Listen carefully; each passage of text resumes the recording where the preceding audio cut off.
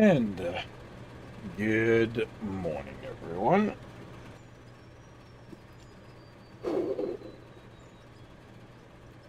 Good morning. Welcome to more mining in Out of War.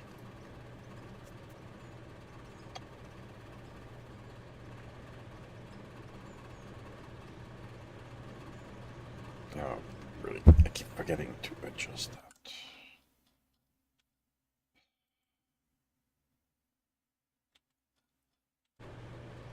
And let's see, where am I at?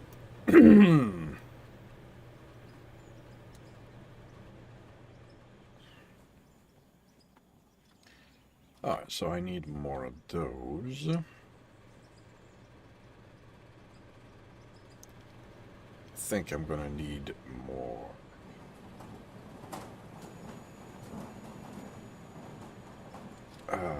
Blasted rock, because I'm out of... Yeah, I'm basically out of concrete.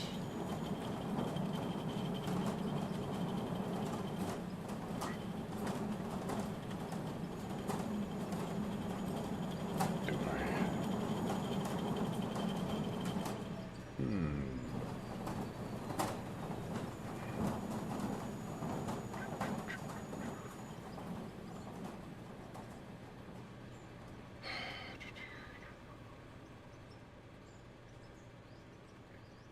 Right, I need to place that.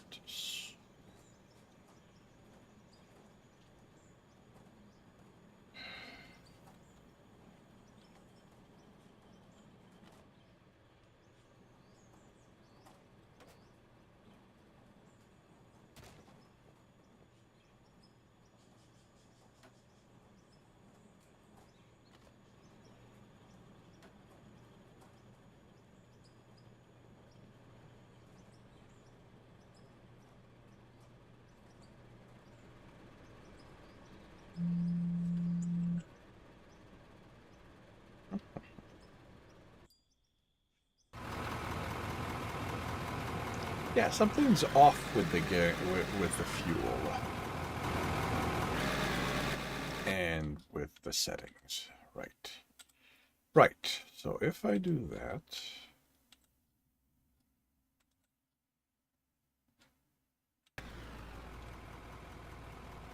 volume drops a lot.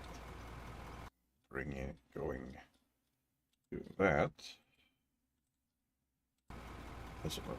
Yeah, there's an issue with that.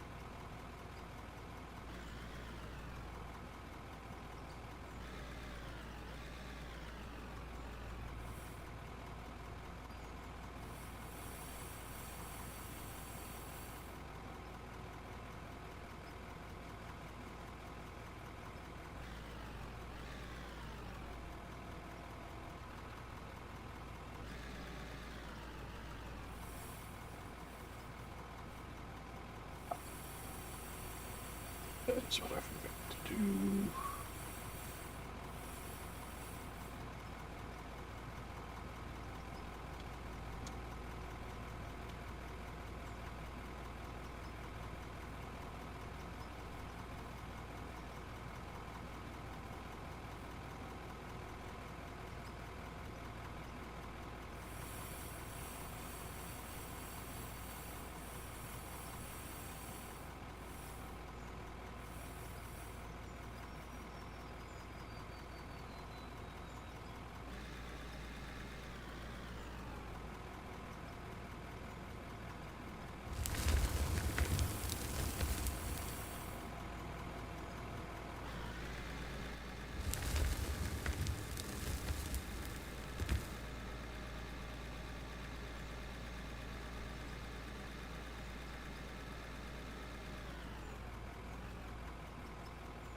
Hey, Scorp.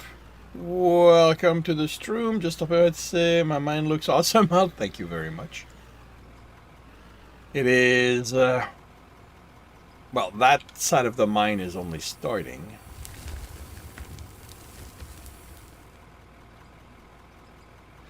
Still ways to go.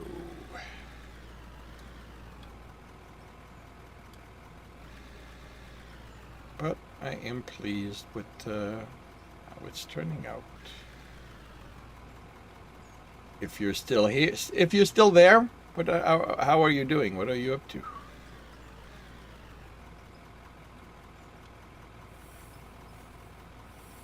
Otherwise, I hope you have a good rest of your day.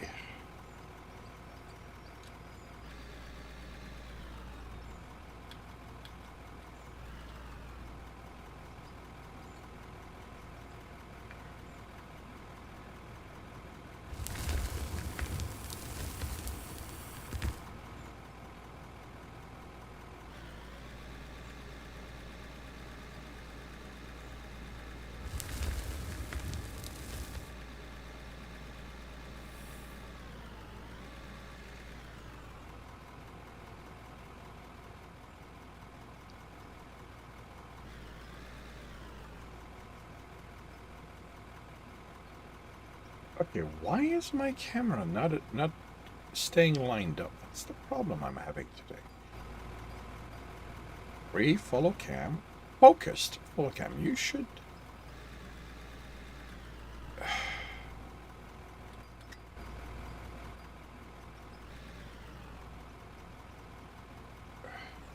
Doing well, spending most of your time on Vintage Story. Oh, very cool. Very cool. Yeah. I will get back to that at some point. My next game, the next time I play, I'm going to remove the drifters. Ultimately, I do not care for that aspect of the game. I want to play it as a simple me versus the world kind of game. The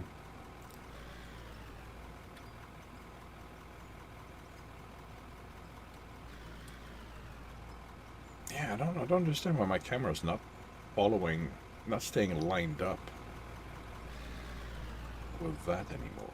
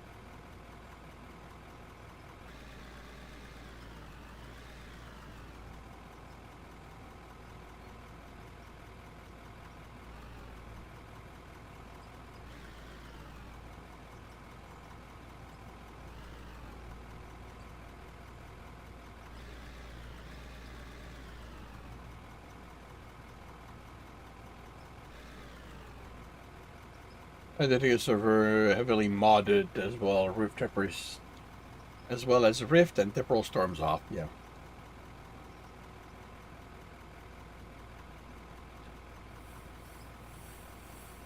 I don't know. I don't know that I'm going to heavily mod it. But there are a few mods that I enjoy.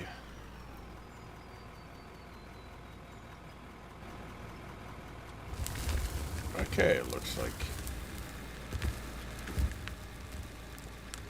like that's as steep as I go. So let's.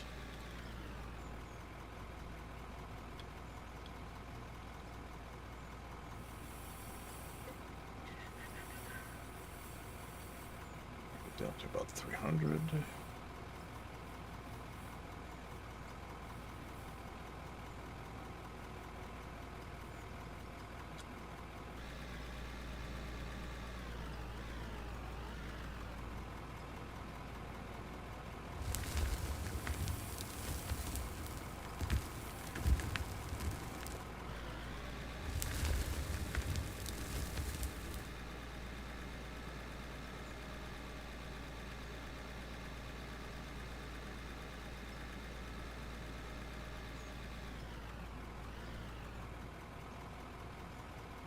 A little myth that the camera doesn't seem to be following the bucketing.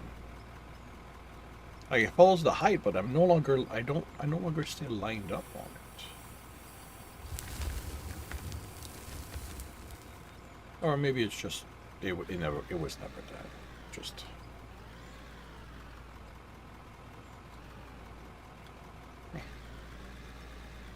you see now I'm crooked to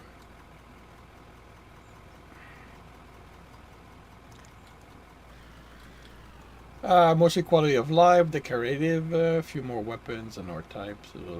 Yeah, the mods that I was using, I definitely qualify them as quality of life more than anything else.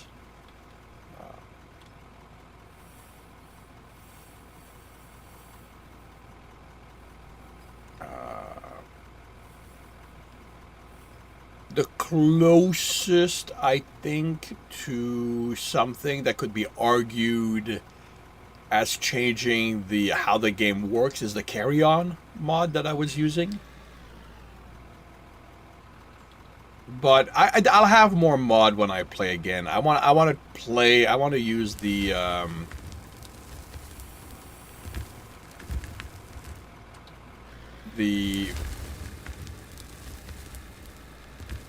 the food mod at the very least, because if that is something I find the game is lacking, food variety. Yeah, same here.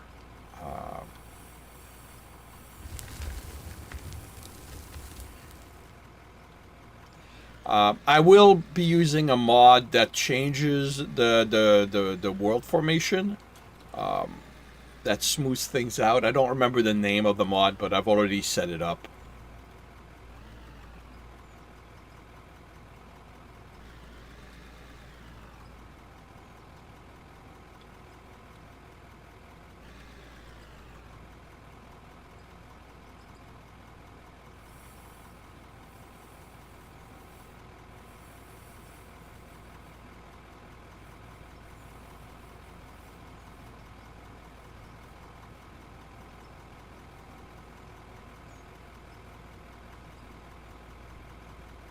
I believe, yep, Terra Pretty. I believe that's the one.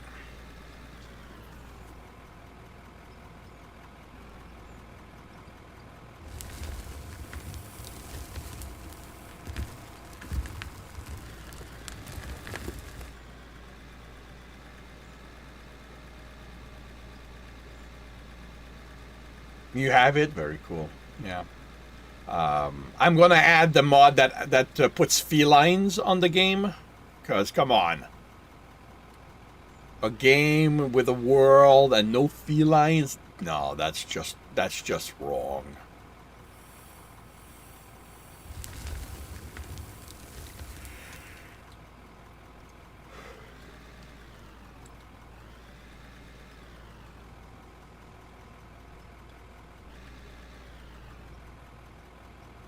Of course, that means I'm gonna have to fight them, but you know.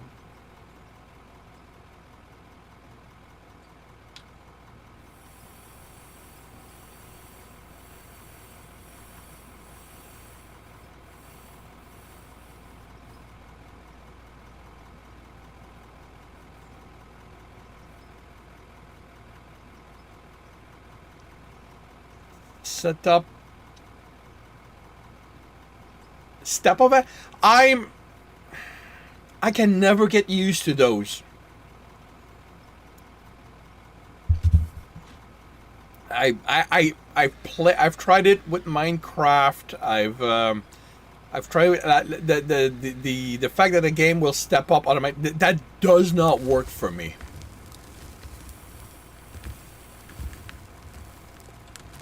It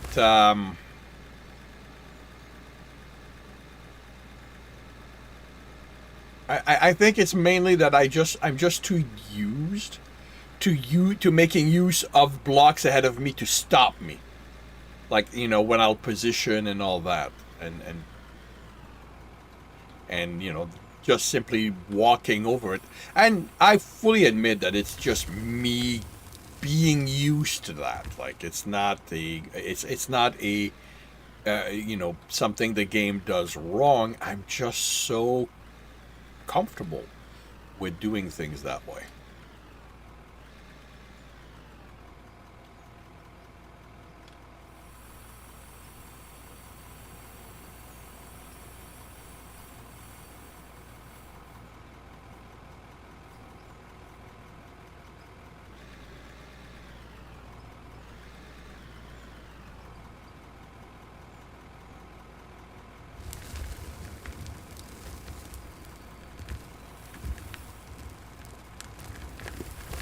Oh, this. Oh, am I reaching coal?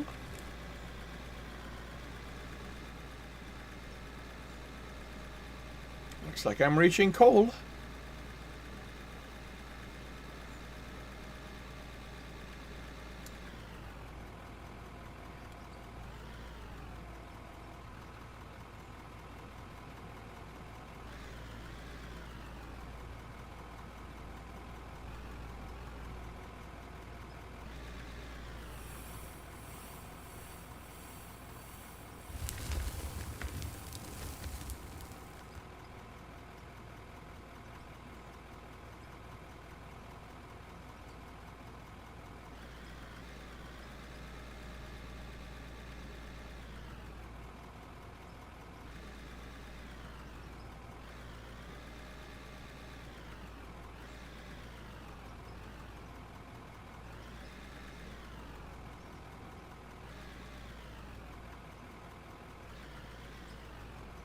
Yeah, I don't. Uh,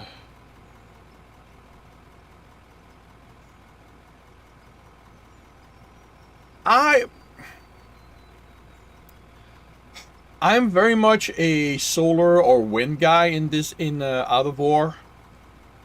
I don't like having to worry about running out of something like coal. The coal I had went to making steel. Now that I have, now that they've introduced the high temperature, um,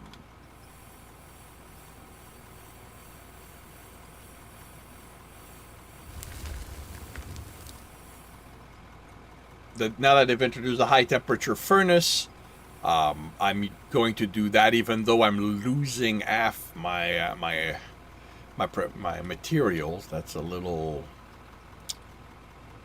but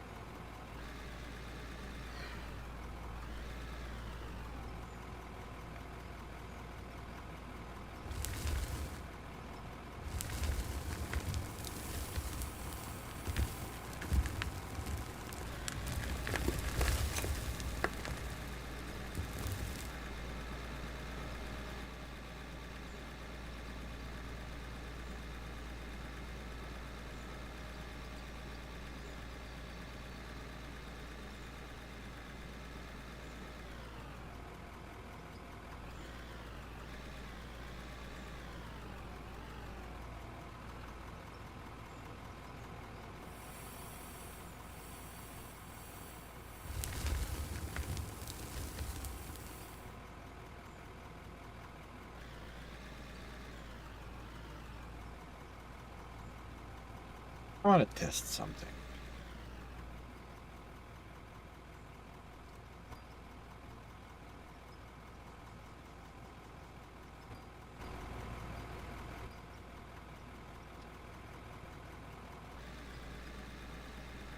You know what? We're gonna go follow driver cam.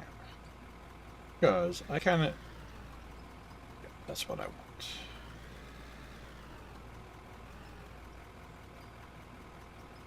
Oh, is that... Is that the one I have? Oh, doesn't matter.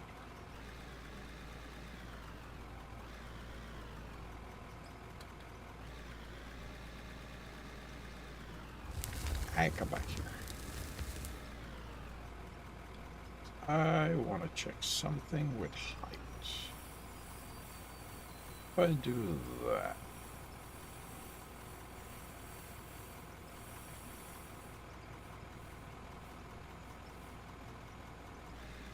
You want to scratch the wood? Here.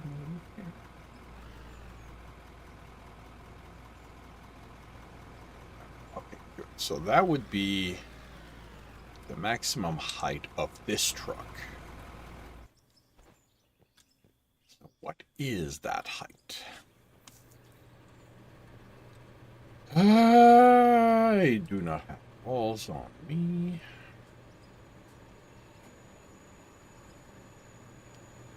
I don't think I have. 14, a wall takes 4. That would give me 3 walls.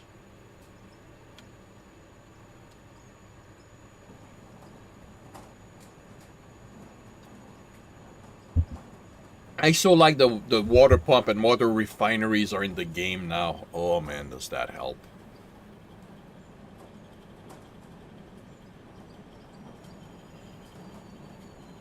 No longer having to make barrels to get water is nice.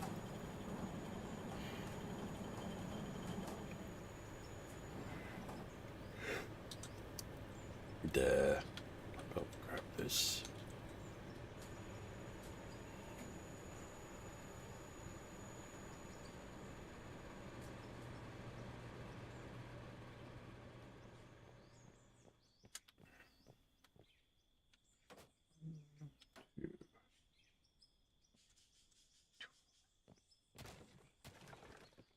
Here.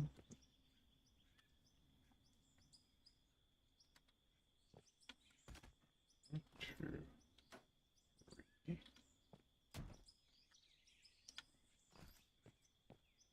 4, 5. Okay. Okay. So this truck needs 5 walls in height to maneuver. All right.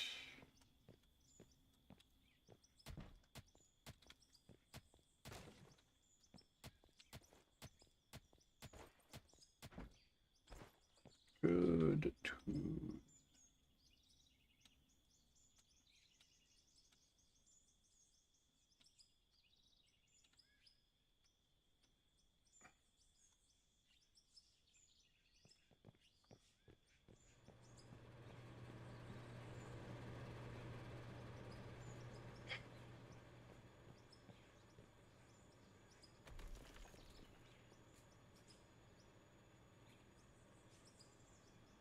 The day that they introduce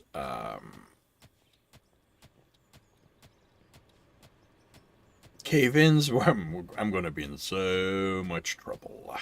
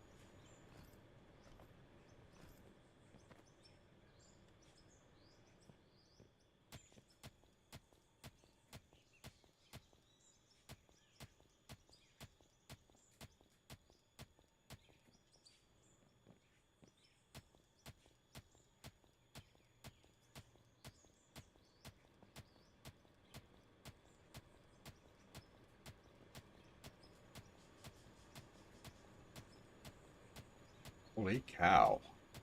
This thing's getting narrower.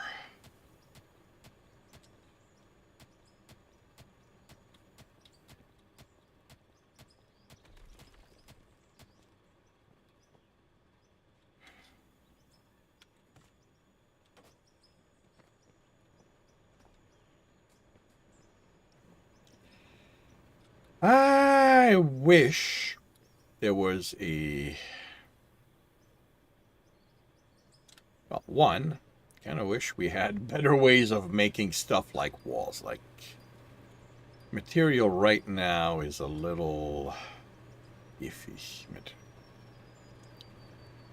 feels like there's a balancing issue on that level.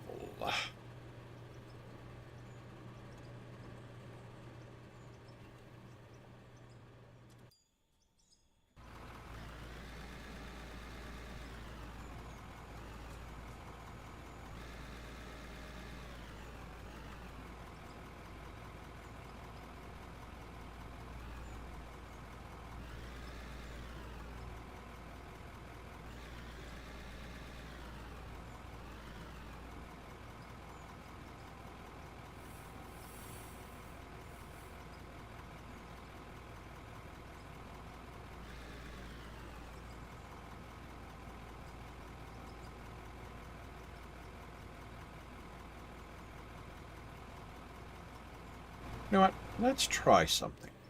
Let's try something. Which means I'm going to have to go cut wood because I don't think I have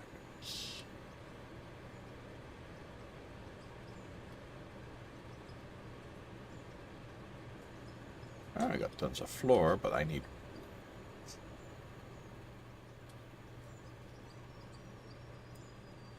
Alright, let's go cut today.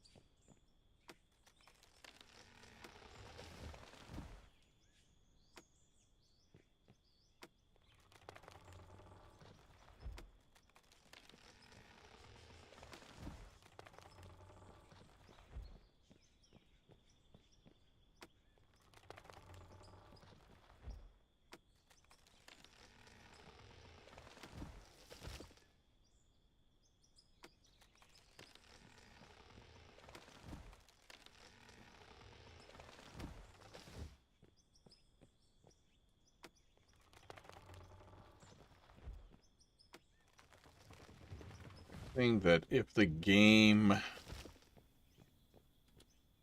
let it happen, like if they give us some control at some point, I'll probably change the price of stuff like wall, like making walls, because that feels a little expensive.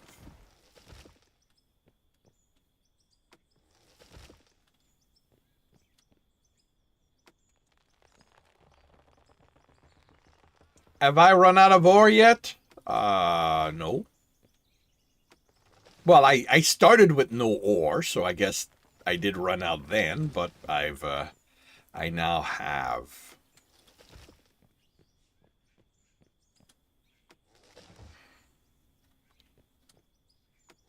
I now have a reasonably good production. And welcome to the stream, but it plays how are you doing today?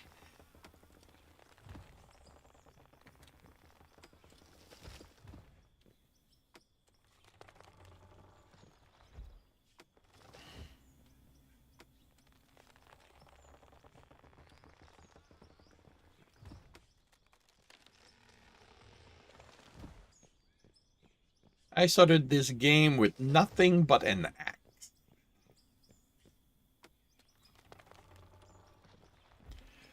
Getting tired of waiting for other people to get things done. Ah, that sucks. Yeah. Yep, been there. Not fun.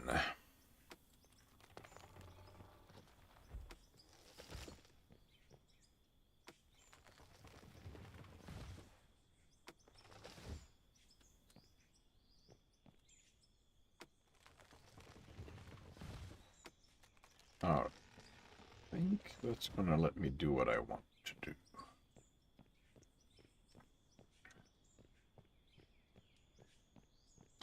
Because I think that if I can give myself a line to follow in the form of a wall.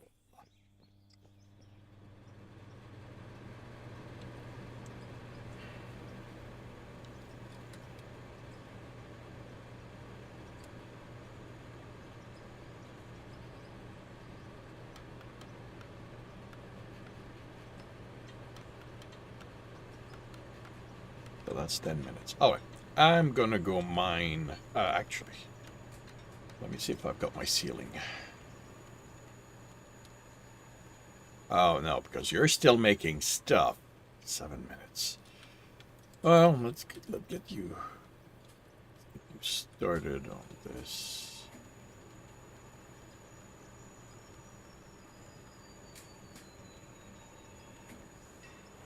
Minutes.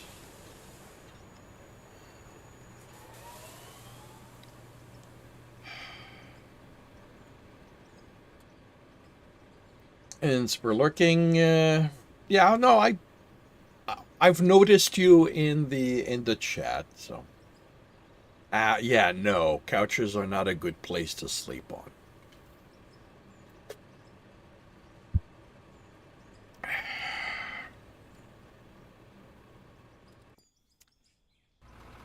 All right, let's try something a little different. Ish.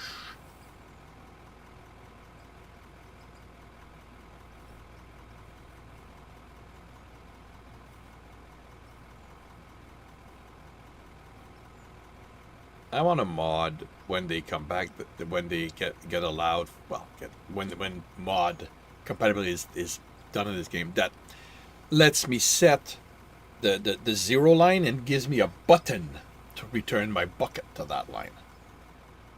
He's waiting for Hoarder to get rid of things. Ooh. Yeah, dealing with Hoarders is not fun.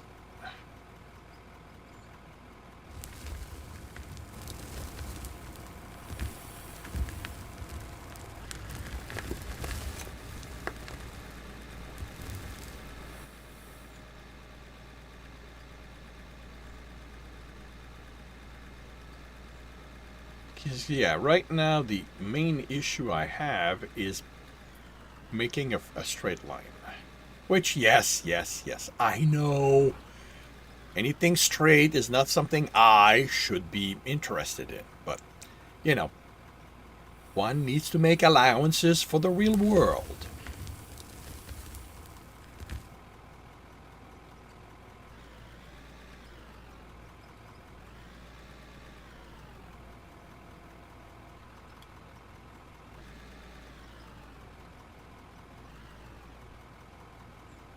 What do you mean, why not? Why I should not be interested in anything straight?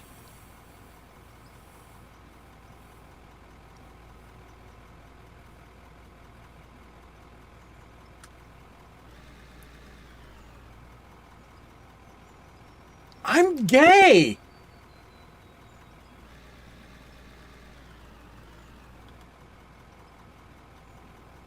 It's against the code.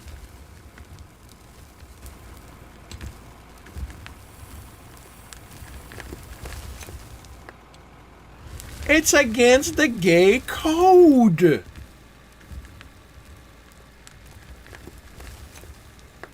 Holy cow, am I dumping a lot of my stuff?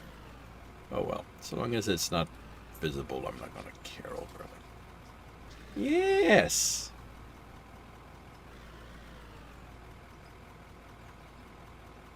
Well, I don't know, I'm not straight. So, you will have to elucidate me on what the Straightsman Bro code is. Because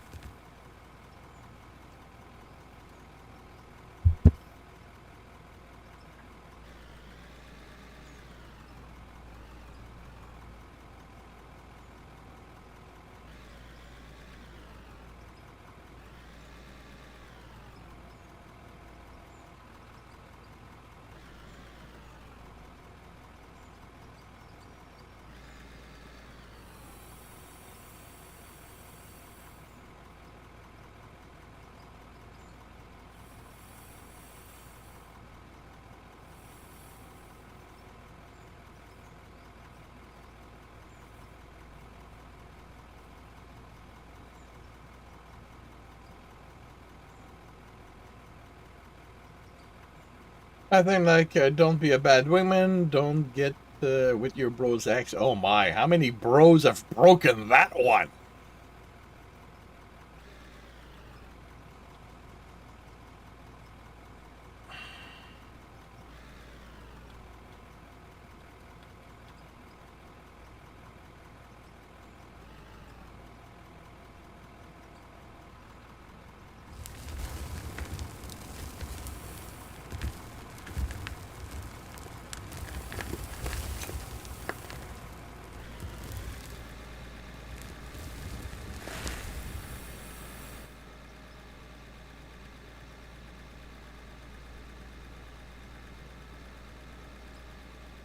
Well, I, mm, I I'm not a code kind of guy, so about the only thing I know is, if you're gay, you don't do anything straight.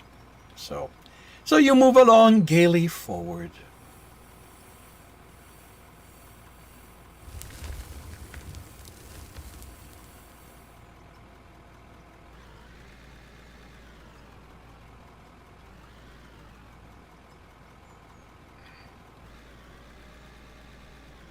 Eh.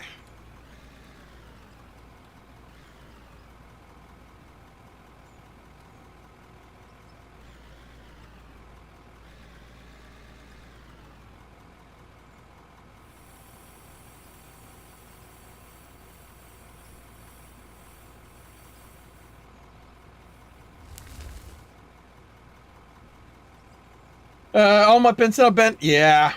Feasibility test. No. No. Well, yeah, I guess I do. I do. Yeah. That house is definitely funny.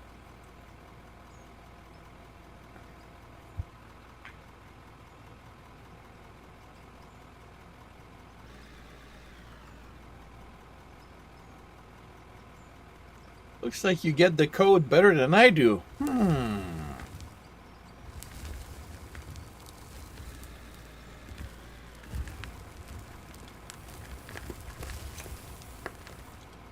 What would that mean?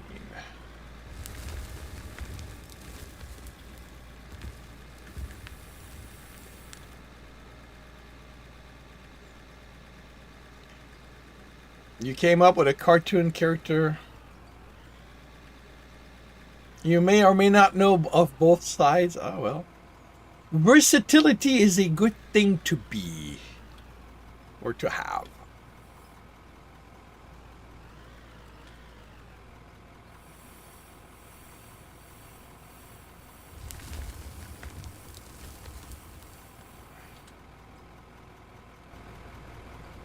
I. No, I did install. Okay, I did set all that up. So, where is that?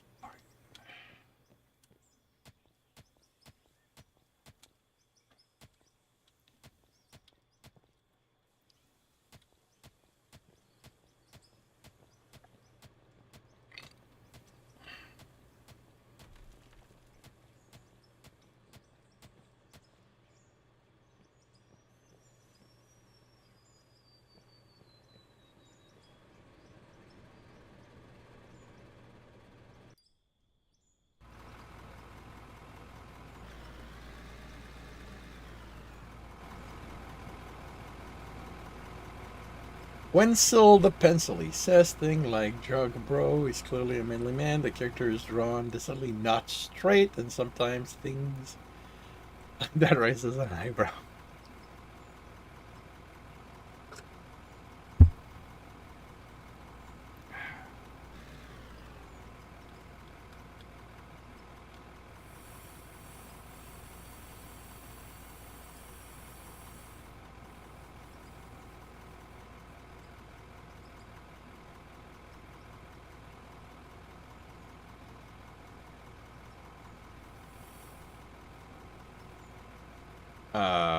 Actually, no. This at this point we are going.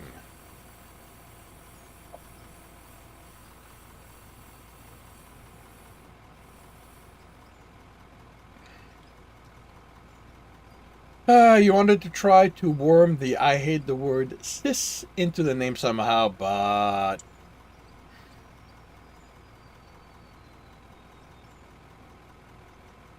Sisal.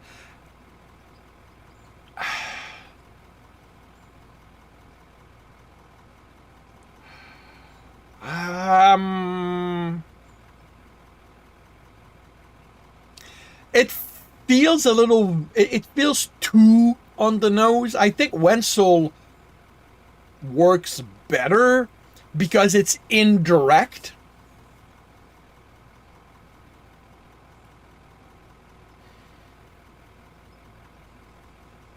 The rhyming is definitely better. The rhyming is definitely better. Um, but the thing is, with a name like Sissel, um, unless you spell it like Cecil, like don't spell it like cis, but remove the s. If you remove the s, it becomes Cecil, and then you're leaving it to the reader to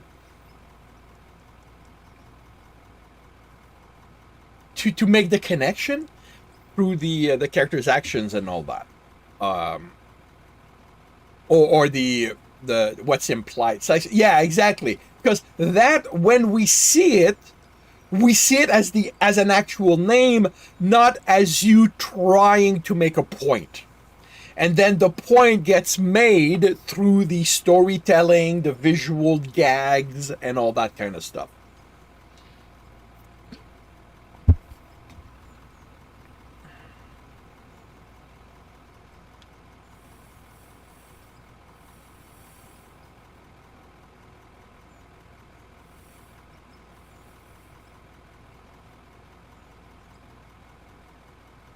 Yeah.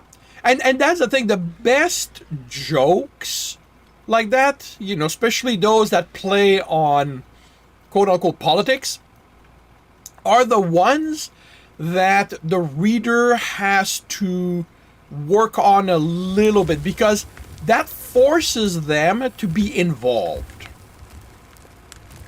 instead of just consuming. Now, granted, the downside of that is that by forcing them to be involved, they need to have a few brain cells, which the target audience of something like that might not.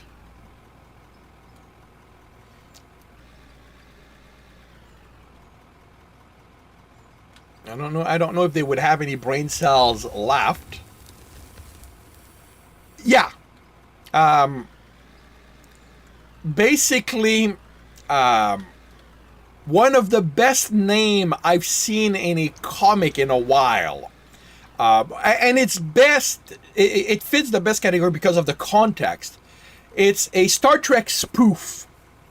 I couldn't tell you the name. It's very, very long ago.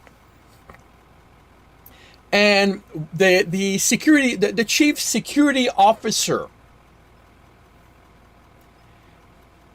the new character, I think she's an engineer, joins the ship and she's introduced to the chief security officer, and it goes, this is the security Deborah ranged, and and then the officer goes, call me D. And I looked at it, and unfortunately the creator then gives away the point in the next panel. But like I saw it, I looked at it, and I went, "Oh, this is so clever! This is so clever!" Because, yeah, like I just loved it. Uh, you need to watch all the Star Trek. You only see a few bits of. I mean, if you enjoy that kind of stuff, you need to watch it. Otherwise, I don't know that you like Are you a Star Trek guy? Do you like science fiction? Do you like your science fiction a little more cerebral than action oriented? I don't think anyone has to watch Star Trek. I think that everyone should watch the first 5 episodes of every season. Sorry, not every season, every show, to get a sense of if it's something they'll like. And then if they do, keep on watching. But nobody should be tied to a chair and watch Star Trek. It is not that culturally important.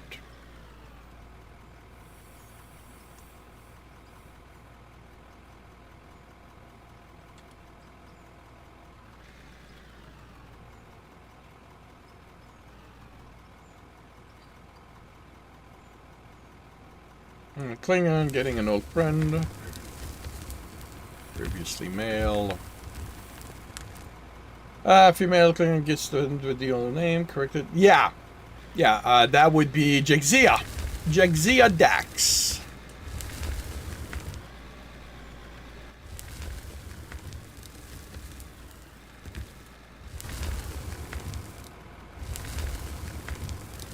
Who is, oh. I do not remember what the name of of their species is.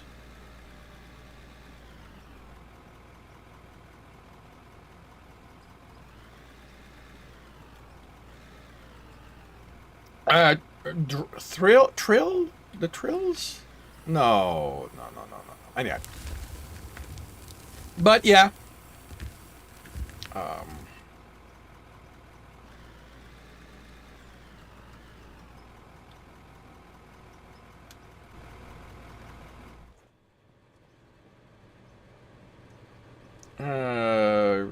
Well, you're not political correctness because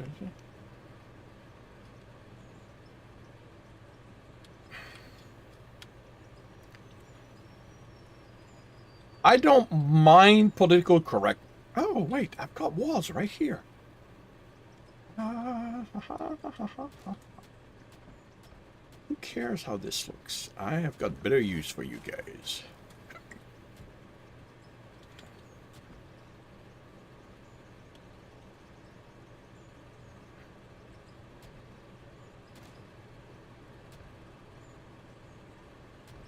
Oh, better.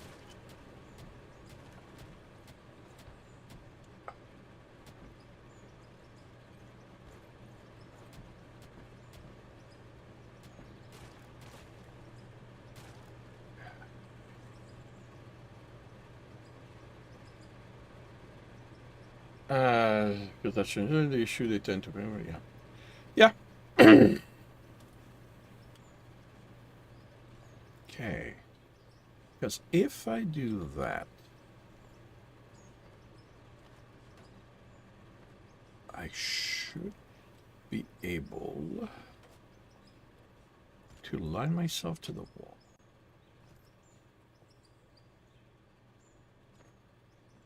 Now that's the tedium will be 2, 3.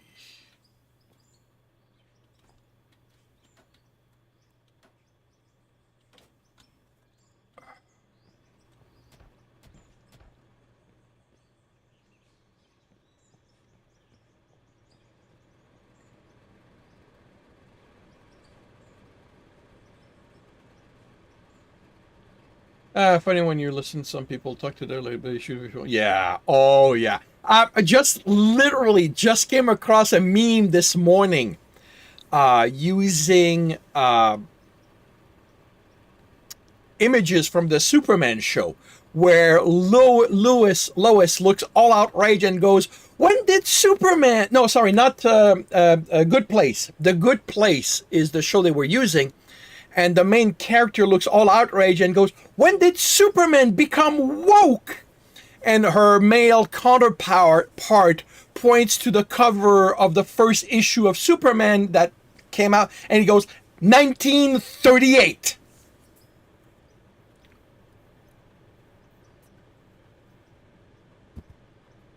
That was I looked at it and I went, oh, that is so accurate. Like this, that is so true. And I just went, oh, I like that. Okay, let's see if this will do what I want. Because if I can use the wall to straighten myself, like if I go against the wall, will my truck straighten itself? Because if it does, then that solves this issue.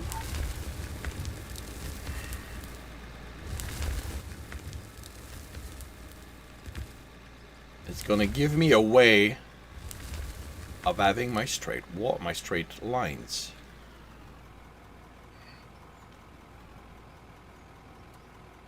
I mean, some comics were made to be political. Captain America. Like, it's literally in the name. Captain America. Like, how the hell do people go, well, that should not be political? The guy was punching Hitler.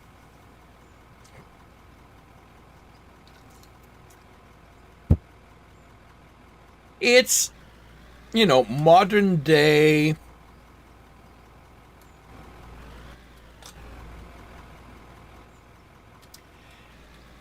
It's people wanting to maintain the power they believe that they are entitled to when the world goes, you know what, grow up.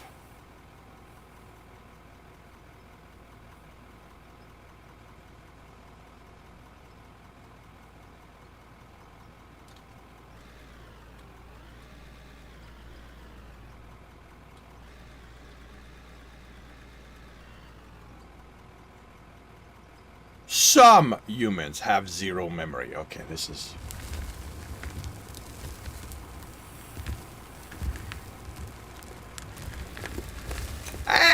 Come back here. You're not that top heavy.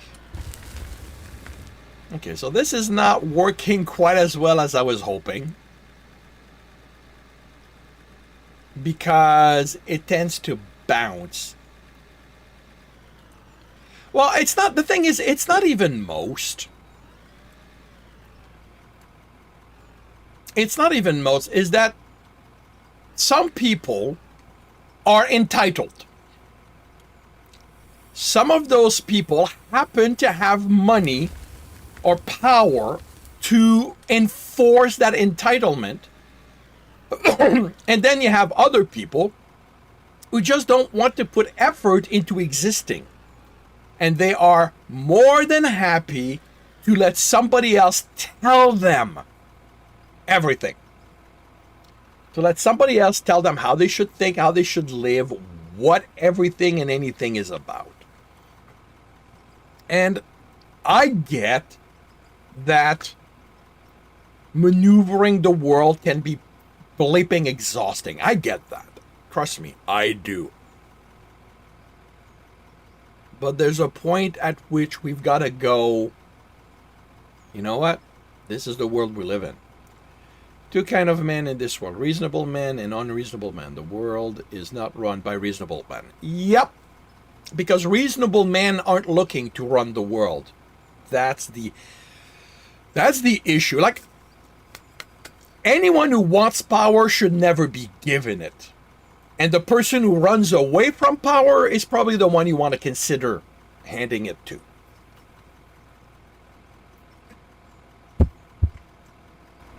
All right, let's see.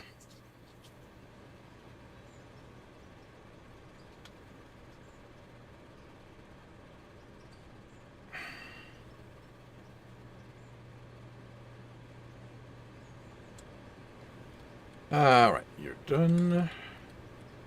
You're done. How many walls does that give us? 25 minutes. Are you bleeping done now? Yes, you are. Blah.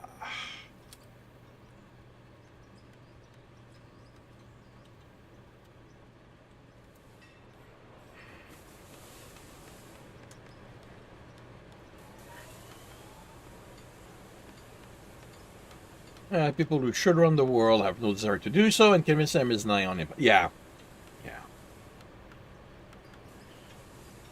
And you know, I get it because anyone reasonable does not want that kind of responsibility because it is a person shattering responsibility.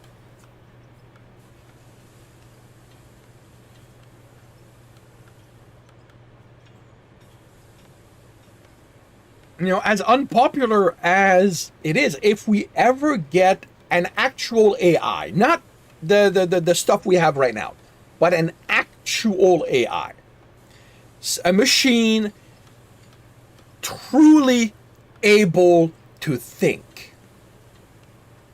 If we manage not to piss it off, I think that's probably going to be the best way for the world to be run.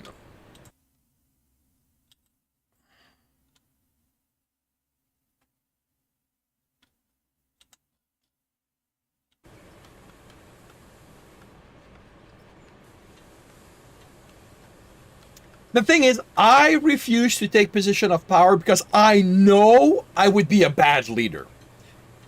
I'm easily corruptible, and because I know that about myself, I aim to keep myself out of situation where my desire to do good would turn me into a horrible person.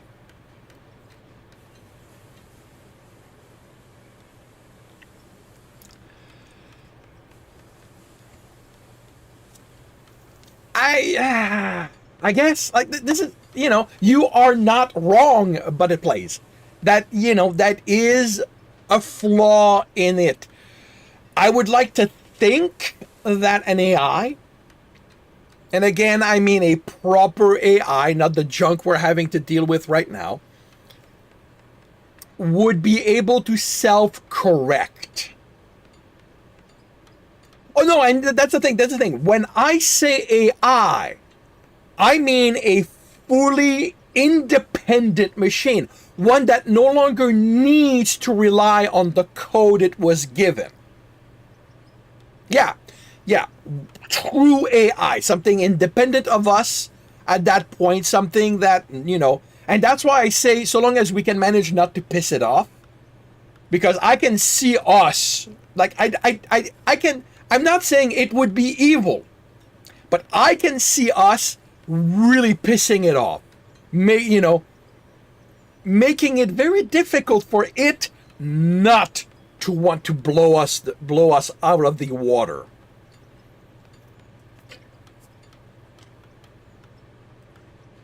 And that's the thing, is that a true AI would not be logical. A logical AI is not a true AI because it is a machine that purely listen to its code.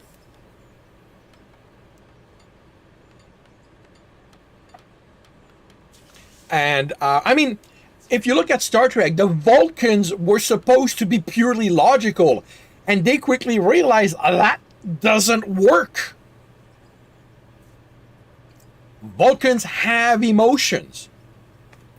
They are simply very well controlled.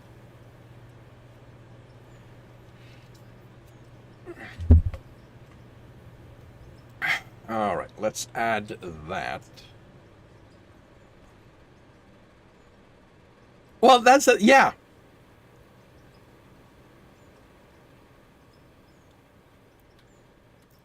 We should somehow grow past. Come on. Really? I cannot turn you? Oh, that is. Oh, right, because that's not how I turn. that. Uh, that is. How the hell did I? Yeah, that's how I turn.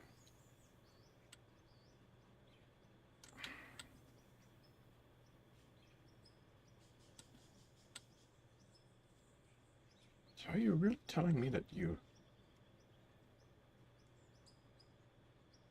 Okay, that's going to be interesting because you're telling me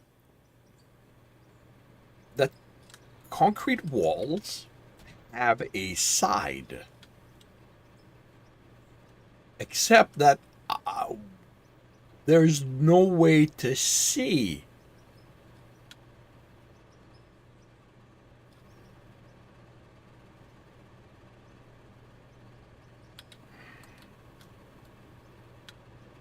So if I do that, if I enter, oh wow, that is interesting.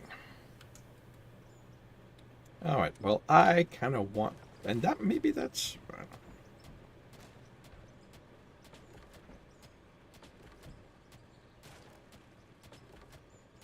Yeah.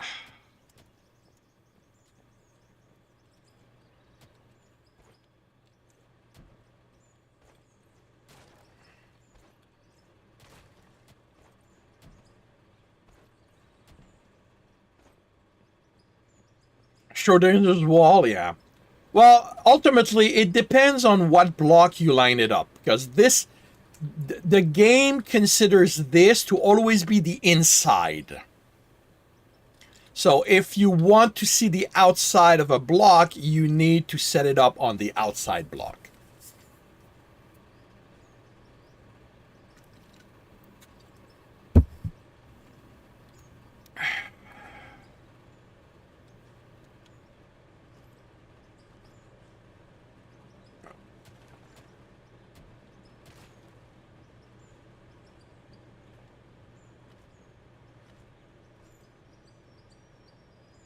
Me and my well, you know, that's the kind of person. That's the kind of person I am. I'm that kind of tiger.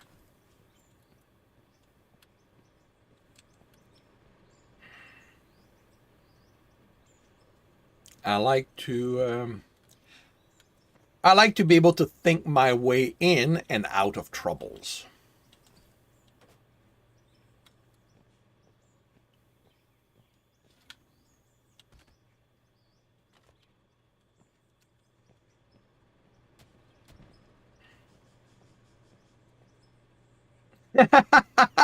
Bullying. Yeah, yeah.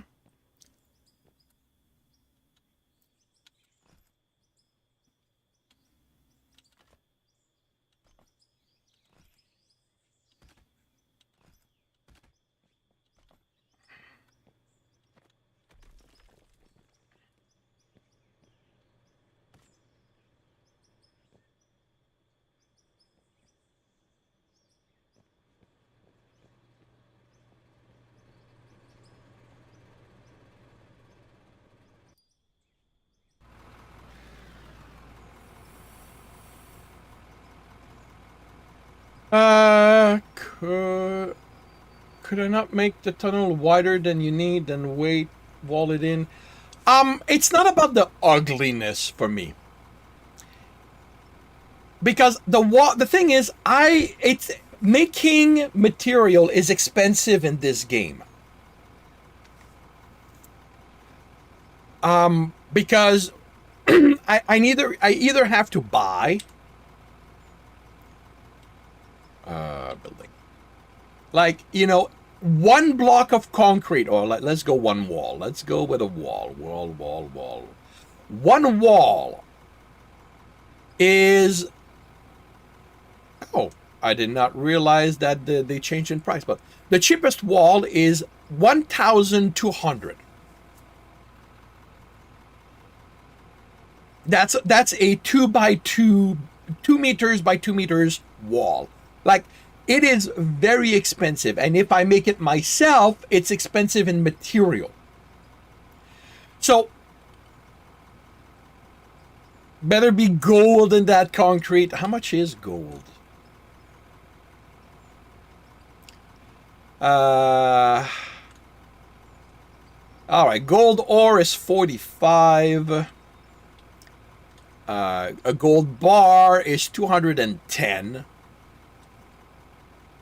Actually, the game, the way the game is set up, you can actually buy unprocessed ore, process it, and make a profit.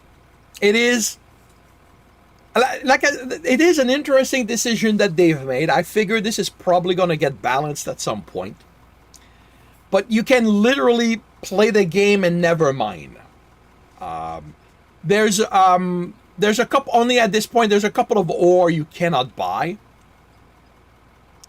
But yeah, somebody ran the numbers and like they went, if you buy lithium, process it, you're making money.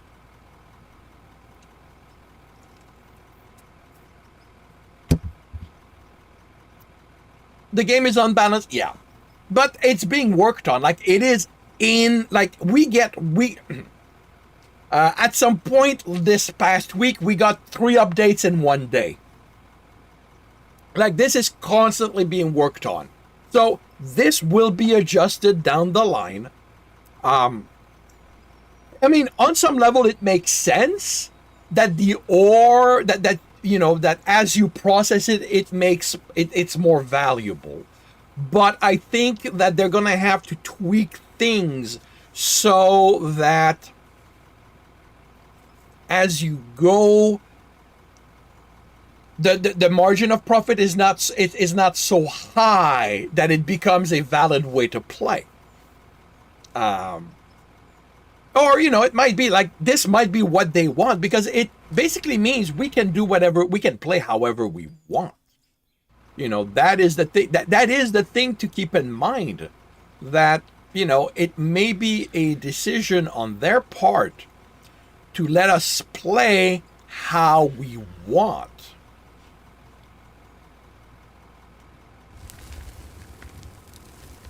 Because you see, like, if I force it, it will adjust a little bit. And what I'd like to do is to force it so it keeps going.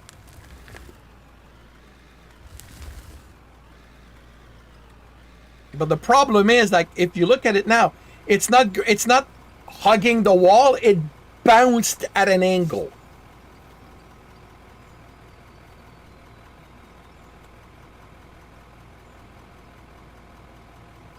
Yeah, well, you know, this is a game, so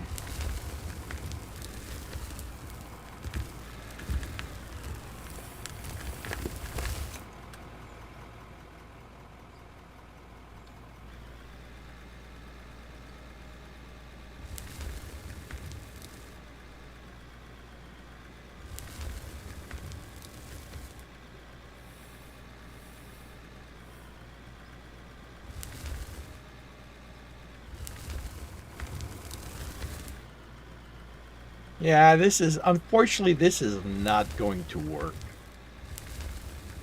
for what I was hoping to do. Oh well.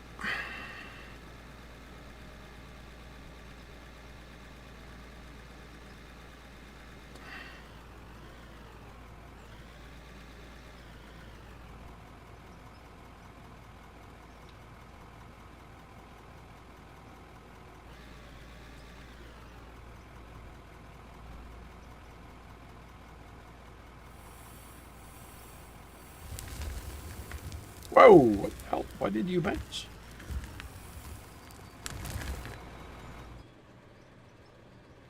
That's gonna go here, that's gonna go here. Okay, so if this is not going to work, I'm gonna bother with it. And part of the issue is that is the fact that the truck doesn't want to line up, like it just bounces crooked. So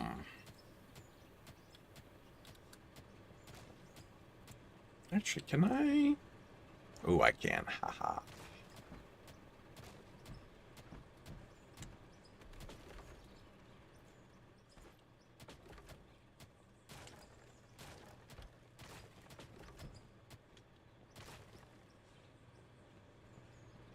Okay, let's go take a look.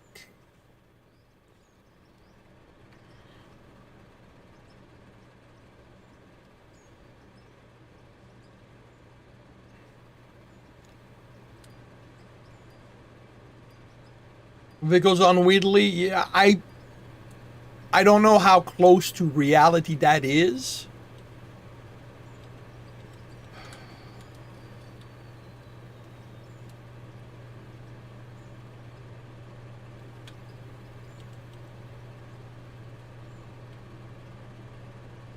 Mm,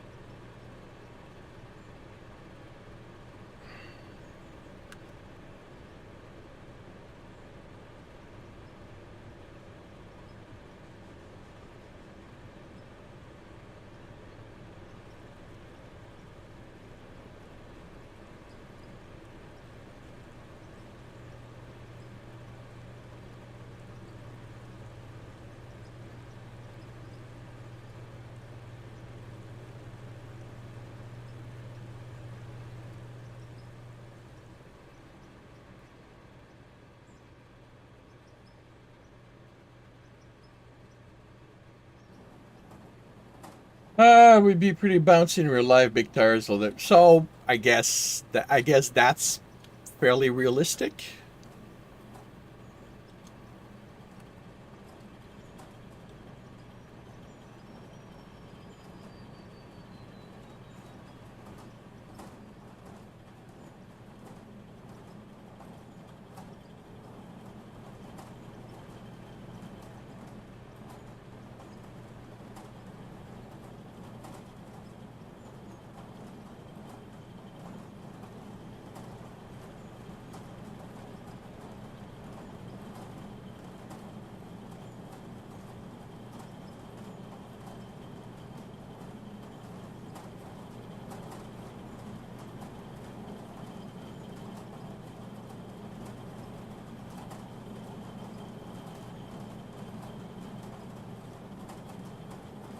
Yeah.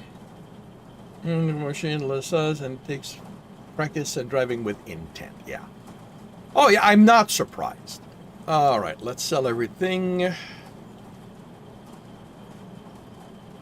Considering that the truck I want to buy is this big boy right here, 2 million. I'm not quite halfway to my goal yet. Pouring animation ends at the bottom up.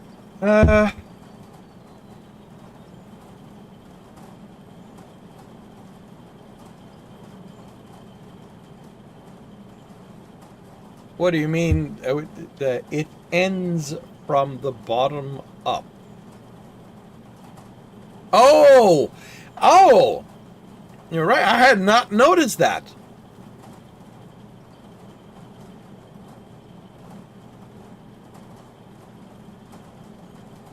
Yeah, you're right. And and here's the thing. Here's the thing. We're dealing with metal, so there should be a lip left all the way into the bucket.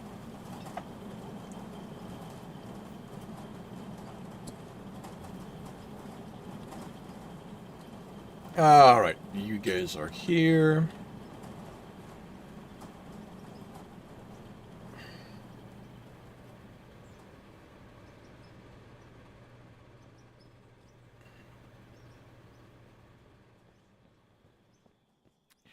Um, I think that if they want to leave the prices as they are,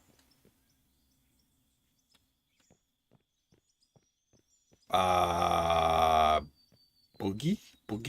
I don't know. I have no idea.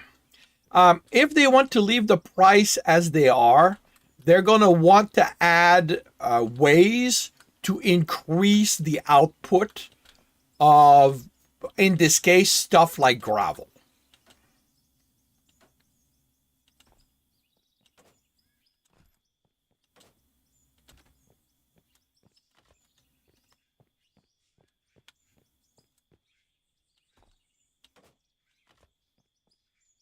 Because right now is the proportions that are off. Well, not necessarily. Well,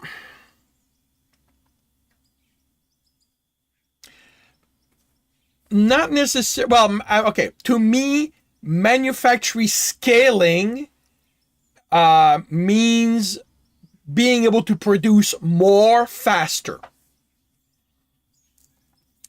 For me, it's more like doubling, where we would be able to do something like they've actually done it with a couple of machines. Like right now, if we okay, let me go back up.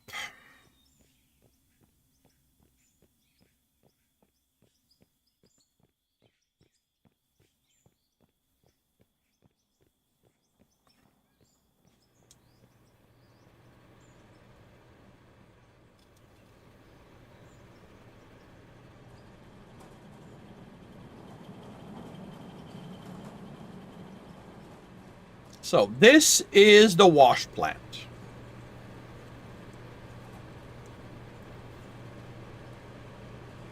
The wash plant will work from the get-go. But if I connect it to water, it becomes more efficient. If I add water purification to get clean water, it becomes more efficient still. So if they could give us something like that for gravel production, because right now all we have is that, and it is a 1-for-1 result. I put one blasted rock in it and I get one gravel out of it. And at that ratio, it is extremely expensive. But if they eventually add something to that system that lets us increase how much gravel we get from one blasted rock, that can make it more worthwhile, because it would still need to be processed, but we would get enough out of it that it would be usable. And the side effect of that would be that they would probably want to reduce the value of the gravel so that we don't make as much money selling it.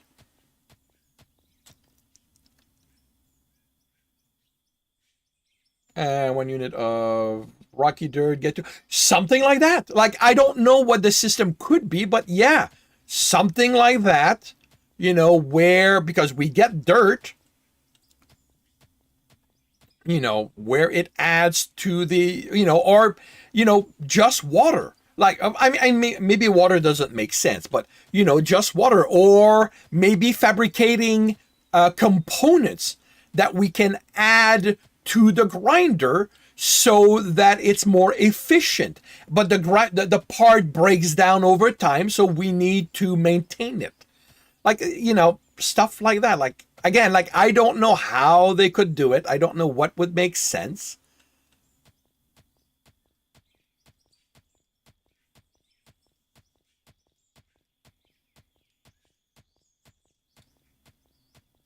But something like that could, I think, would balance out the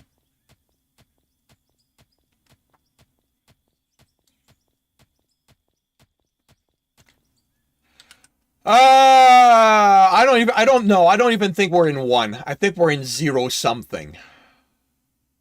Okay, latest update as of June 11th is 0.3.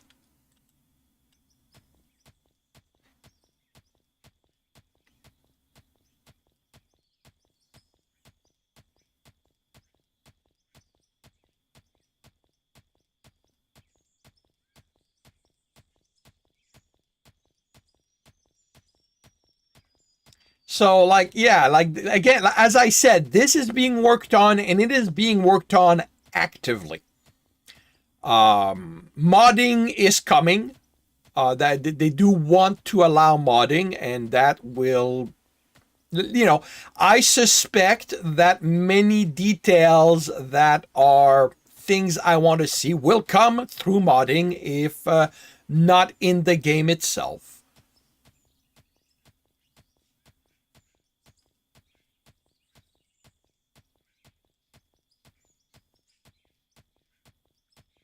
Probably. Probably. I mean, there is a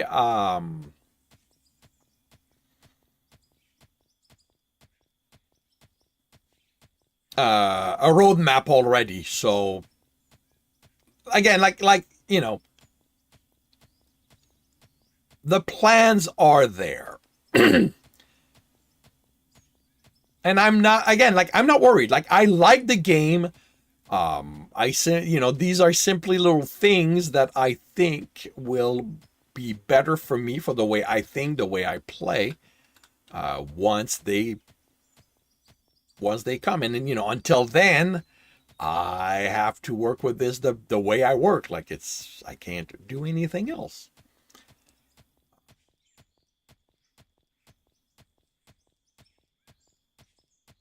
But, you know, I still enjoy the game. Like I said, this is a game I go in to relax.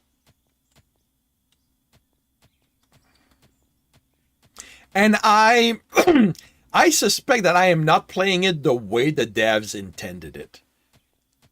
There is there's a strong indication that the devs want this to be multiplayer. Like that the multiplayer aspect of the game is very strong. You love it when a game focuses on one specific element, do it well, used to be very good until the devs succumb to the scope of creep. Now it's a mismatch of all kind of thing. I haven't touched Timberborn since I first played it. Um, it it is not a game that inspires replayability to me. Maybe once I'm done with everything else I'm playing, I'll get back to it. I don't know. I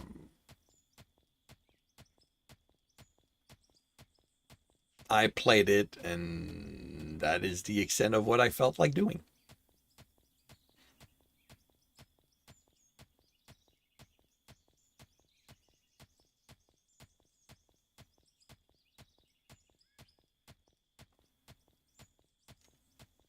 After that, it's some sci-fi mechanics, something. Oh wow,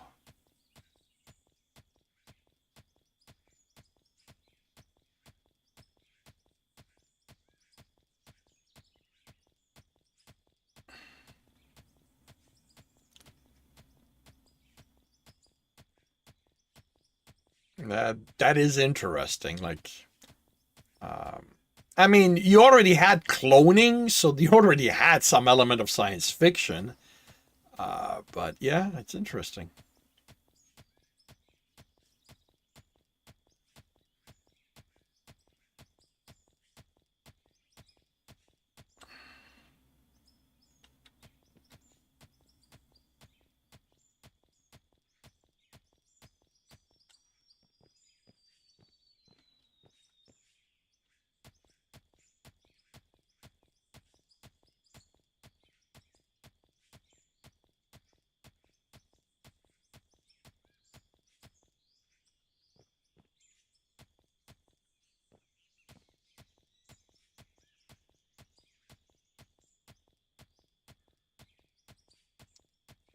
And I mean, especially these days, it feels like there's this need that a game always have to has to add something instead of being finished and moving on to a new game, to a different game. There's this feel of never-ending game.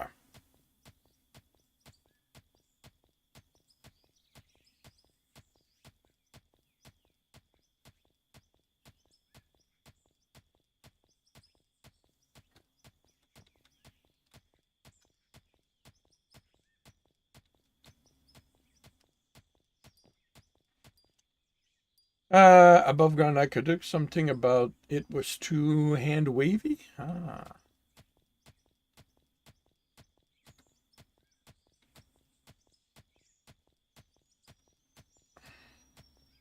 Hey, Selwa! Welcome to the stream.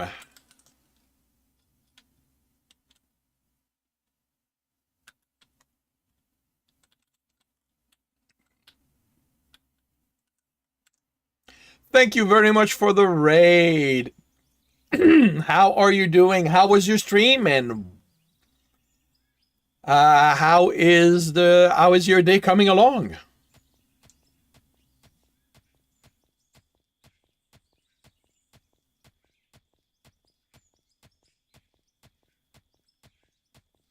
It is going well, thank you very much. I am back in the mine.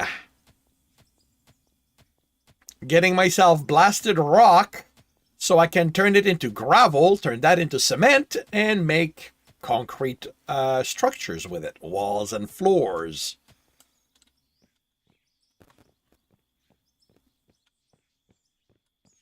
And mainly because I got tired of cutting down trees for my floors. That ended up being a little tedious.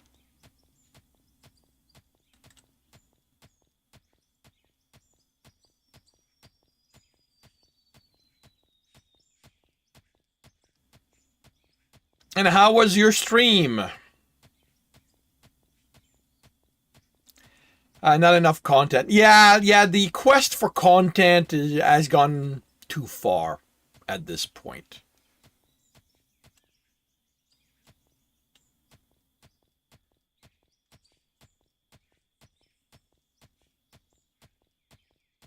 We need games to be finished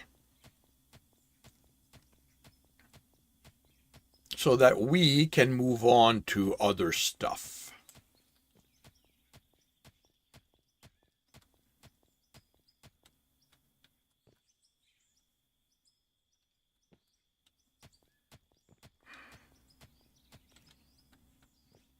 Okay.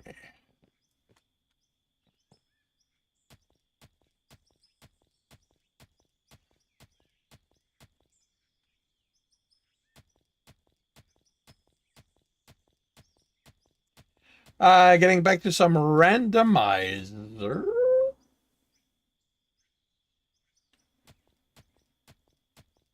Getting back to some to the past Super Metroid combo randomizer. Okay, cool. What is a randomizer in this context? You mean something that randomizes the game you play, or another element, a different element?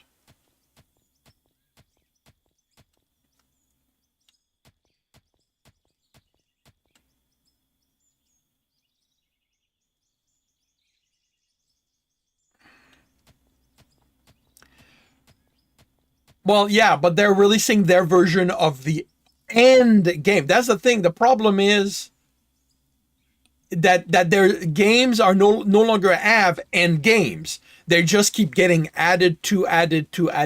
They're not going to something specific. Basically, most the items are shuffled. Oh, that's gotta make things interesting.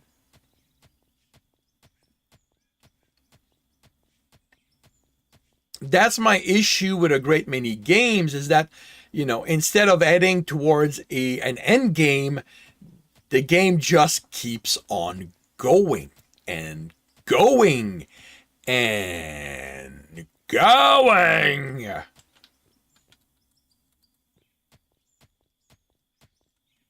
Basically, we're having a similar issue that we used to have in television, where because a TV series was popular, it would keep going until it no longer was popular, at which point people hated it, instead of ending on a high note. 1.1 story has been released. He's working on 1.2 story. Once that piece of stories are released, first maintain it so people can. That's cool. I hope that he has an end game and that it's not going to be just about always pushing content out. Indeed, in this case, the items are shuffled between two games. Oh.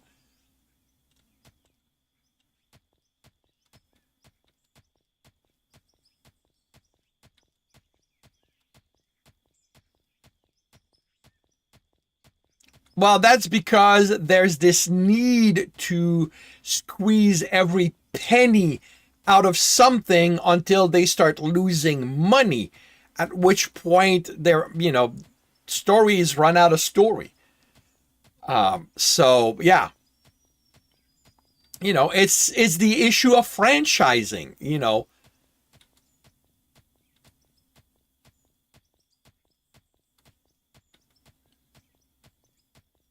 Marvel, Disney is trying feels the need to put out so much stuff that none of it is really good anymore.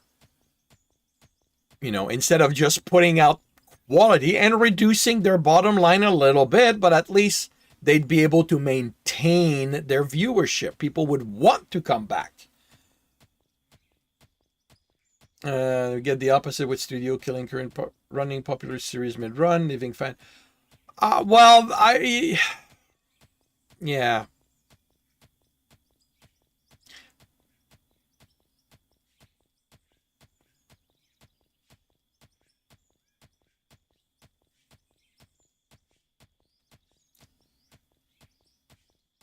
Yeah, it's the downside of dealing with people.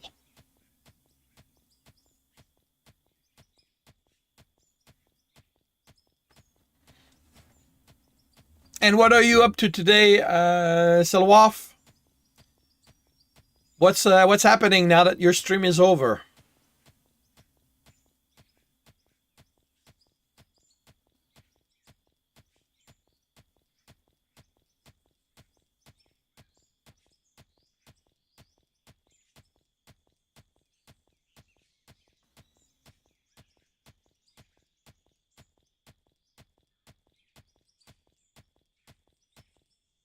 Going to bed. Ah, well, I hope you sleep well.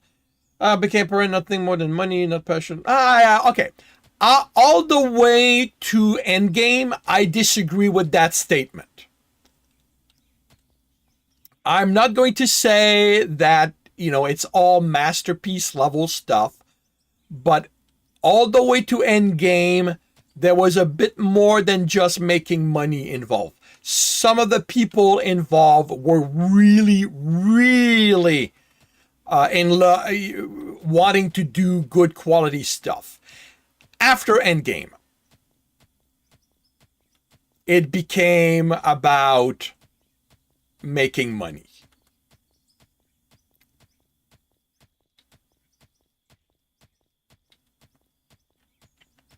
The stories before Endgame were stitched together, but they were stitched together with passion.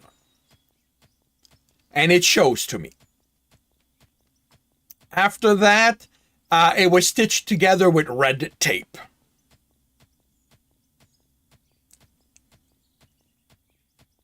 Yeah, but okay, but at that point, this is not about the story anymore.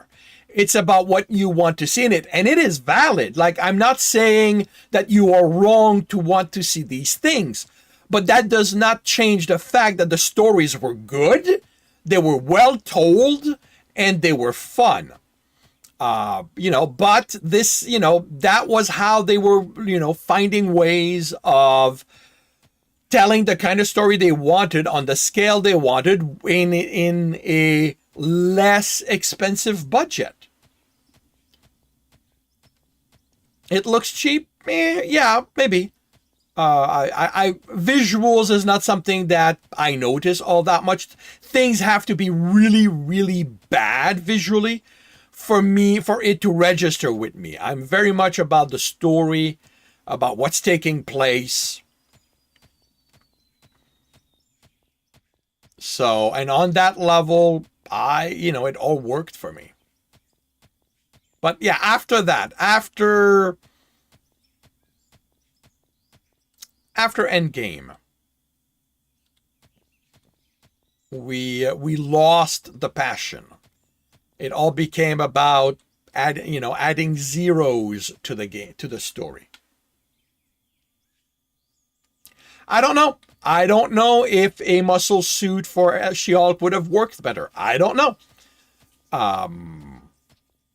Somebody would somebody would have to do it so that we can see and compare. And I won't be surprised if there's a fan show out there where they did it and they demonstrated that. But, you know, personally, it looks cheap to me because they weren't willing to put the time into doing something good. They wanted to push out the show as quickly as possible to cash in on the hype of Marvel that was there.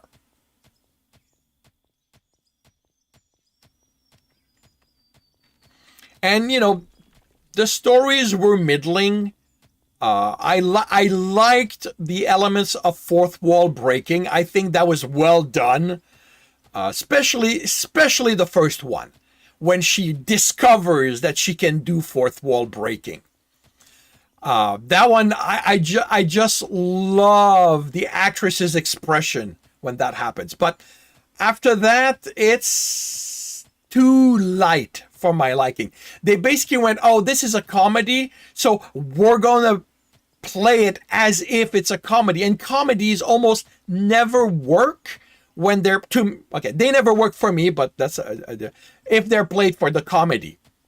Comedies to me work if they're not played for the comedy. Along the visual, you want a good story. If your story is crap, it better look good. Well, if the story is crap, it doesn't matter how good it looks. The Rookable, who cares how it looks, but when it's about it.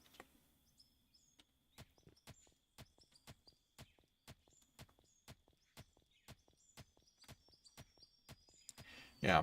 I'm going to see Superman on Tuesday, and I'm really hoping it's good. I've stayed away from reviews. I only watched the first trailer. Like, this is one of the rare movies that I don't want to know anything about it going in.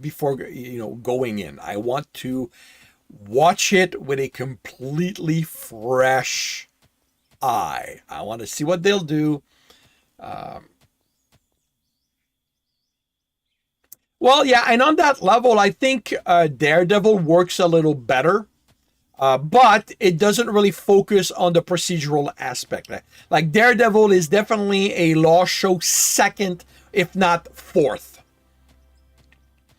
But yeah, I mean, yeah, it would have been really nice for She-Hulk to be an actual law show first and not have the need to have a battle. Marvel's problem is that, in my opinion, is that they think everything needs to be resolved with a battle.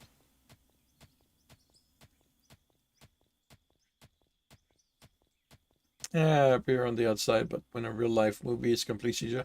Well, a real life movie, if it's completely CGI, it's not a real life movie. It's a CGI movie. It's an animated movie at that point.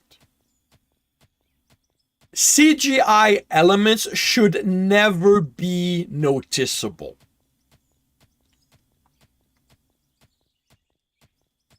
They should be invisible. They should add to what is there.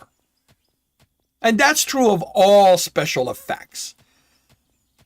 The places in my mind where I give it more leeway because the way it works, involves that, is the kind of stories like that need the special effect to work, i.e., science fiction, and superhero falls into that, but only for the elements that deal with the superhero stuff. If you're dealing with the law stuff, it should not be visible.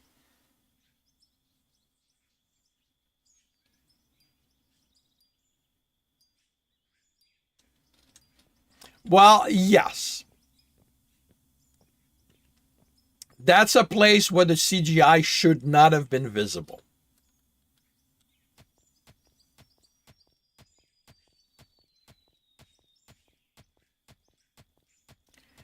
Vigilante evidence, we do have to work around them.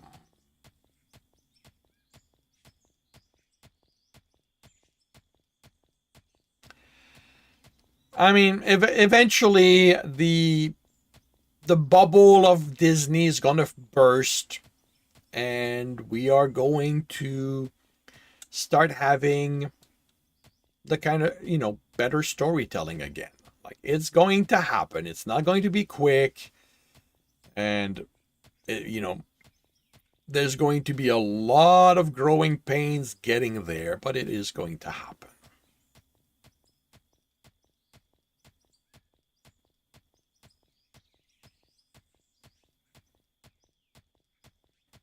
I well, okay. I don't know if I personally would watch Law and Order Gotham, but I'm not a law show. Like I don't watch Law and Order. You know, although I suspect that the element of superpowered law would actually make me watch it for at least one season to see what they do with it, because I I think on the storytelling level there is such a wealth of things that you can do with that concept, with the idea of dealing with all the those aspects. And I mean, I have evidence on my personal level. Like, there was a law show many years ago where the concept was that it was about 100 years in the future. So they were dealing with science fiction elements as it involved the law, but it was purely a law show. Like, it was not about, well, there was no space or anything like that, but like, it was not about robots and taking over the world. No, it was about the law studying the impact of science on the law. Well, it wasn't that, because it was done seriously. But yeah, like, it was like, I like that. And I'm, like I said, I'm not a law guy. Like, I don't enjoy the law shows. But the element of science fiction, the fact that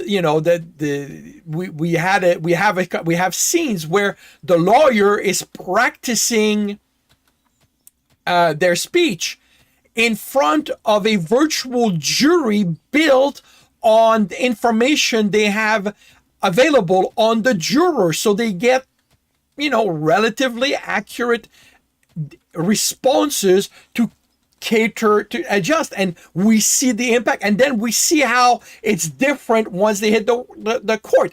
Not in a, oh my god, this was impossible, but they're little. The lawyer has to tweak his response because he's not getting what the predictive program told him he would get by doing what he's doing. And I like these elements. And I think that a place like Marvel, where She-Hulk could have excelled. And they do touch on it a little bit, but because it's Marvel, they felt the need to make it a super battle kind of thing. It would be studying these details. What does it mean for the law to exist in a world where people have superpowered? Like, something as simple as the Good Samaritan law. How do you handle that when someone, a hero wanting to do good, destroys a building in the process? Who is held accountable? Like that, that kind of stuff would be so damn fun to watch. And the thing is, Marvel has such a wealth of possibilities that it's Hit and DC are the places where we could make that work. They could have a show like She-Hulk where it's purely the law of it. It's She-Hulk. Okay, yeah, throw in the occasional battle and stuff like that, but don't make the show about blowing stuff up.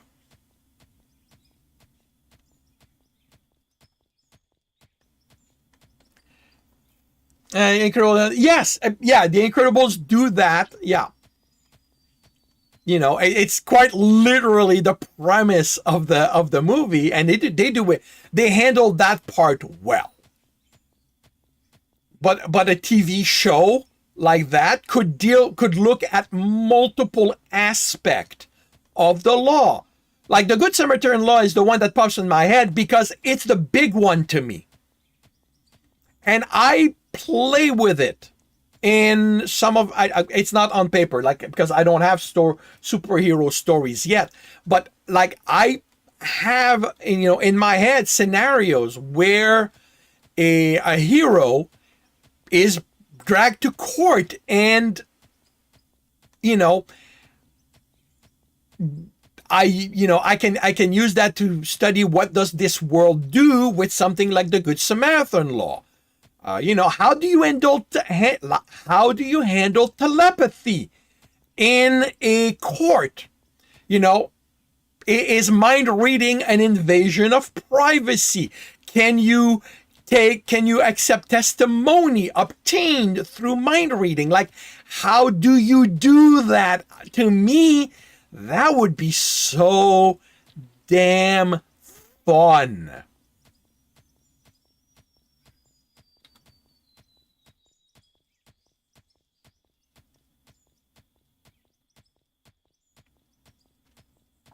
Um, First couple of seasons of Arrow were more about returning to life after being lost. Yeah, exactly, something like that. And that, for all the flag that the CW gets with their show, they did some stuff pretty damn well. But yeah, like, and again, Marvel and DC have such a wealth of stuff that they could pull off.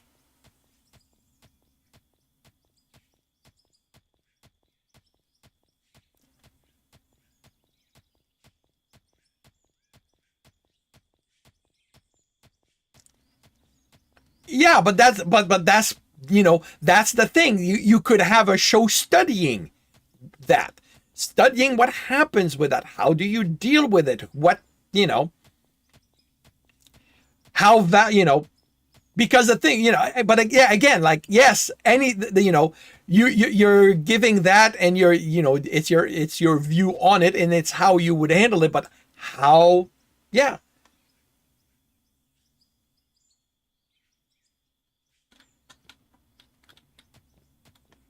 But that's the thing, like, they could do that. They could play with that concept, study it, see what happens, and I think that it would make for a really fun show.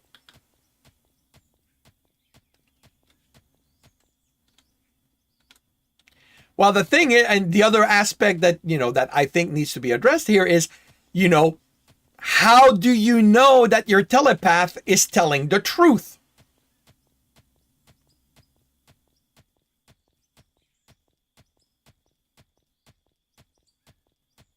Is a telepath more reliable than an eyewitness?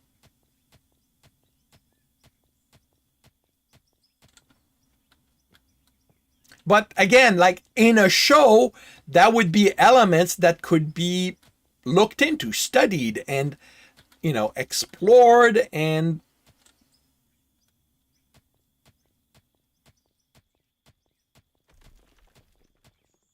again, like, they could have fun with that.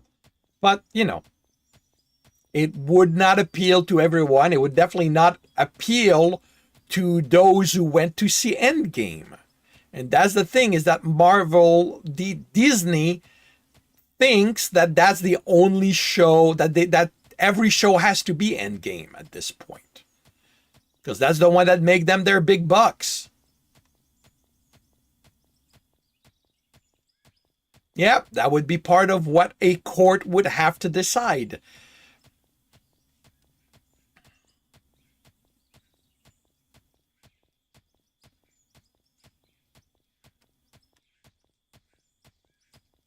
Hell, how do you deal with precognition in court?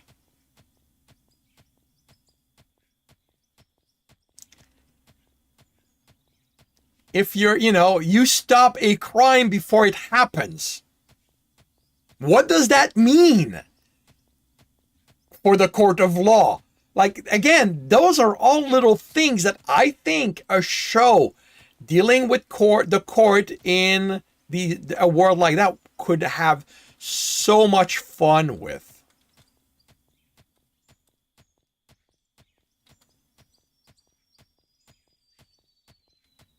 What, precognition?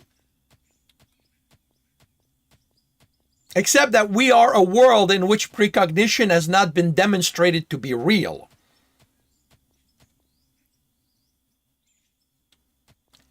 But if in the world precognition is demonstrated, can be demonstrated to be real, we do have psychic, but we lack evidence that that psychic powers are work. In a world like Marvel, you have that evidence. So how does a court of law deal with that?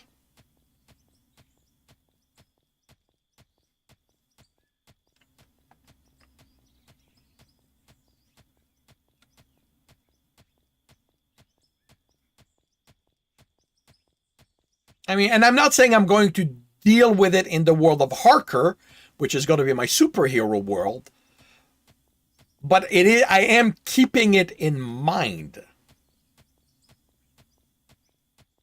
Go to school every day, swear you've done that day already for like 2 years.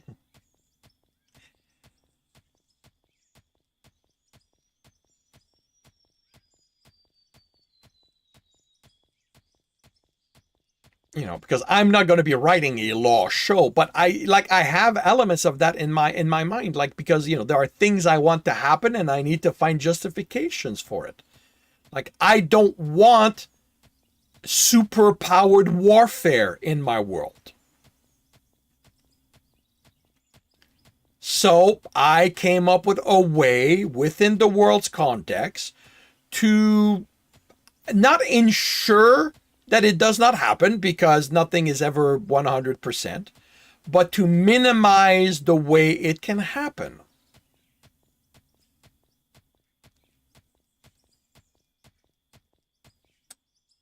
And, is it plausible that it could be done that way? I don't know. But in the context of this world, it works.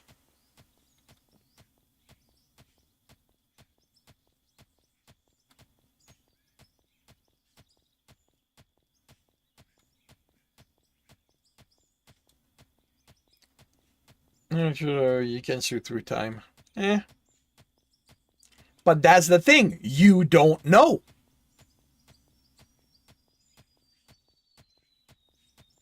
In a world of superheroes, something like precognition would be demonstrably workable.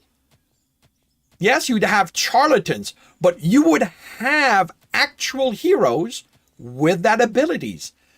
Actual people with that ability. And, if they act on that, at some point the court would have to make a decision.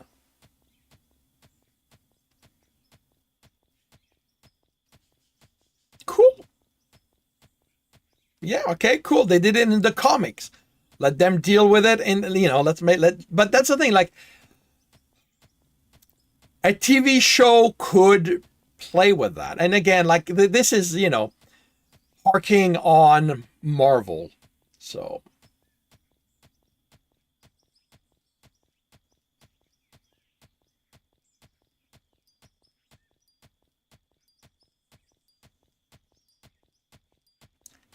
Hello, James. Well, actually, this is blasted stone and iron and copper. So, but yeah, coal is also blue in my game.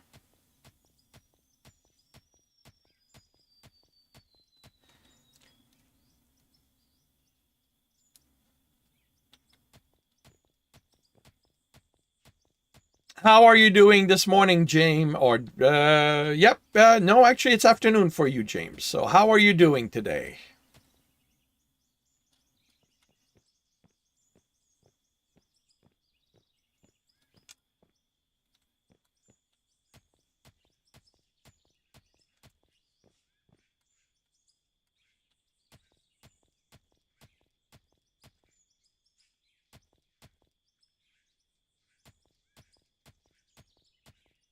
You are good.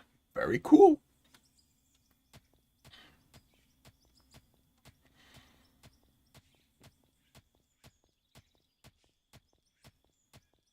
I think they should do is run a series of mundane bits, and whenever the big crossover in Galactic Battle, make that movie.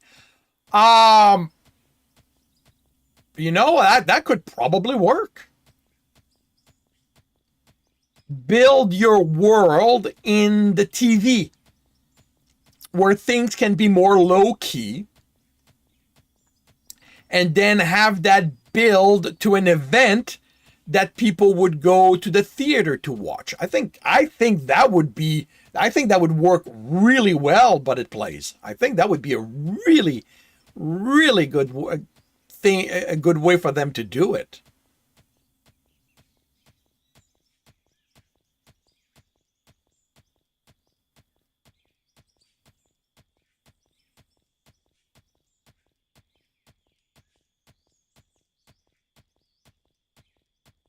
Well, yeah, yeah, it would reinforce the interconnection of everything.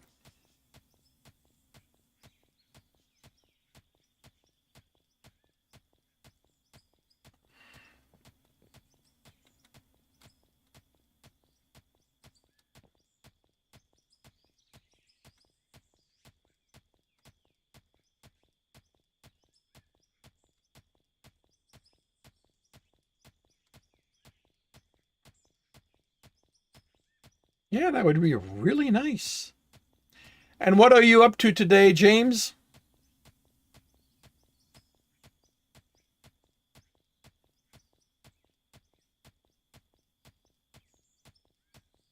Yeah, it would serve as a way of building up hype for a movie, as you know, as it literally builds up into TV show from the TV shows. They would have to make the movie still sort of standalone capable.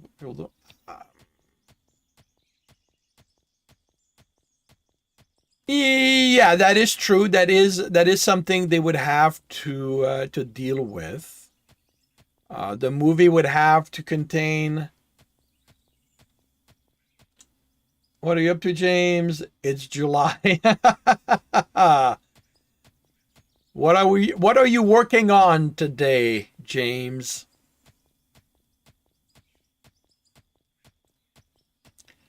Yeah, no, you're right, but it plays. That would be one of the challenges they would have to confront.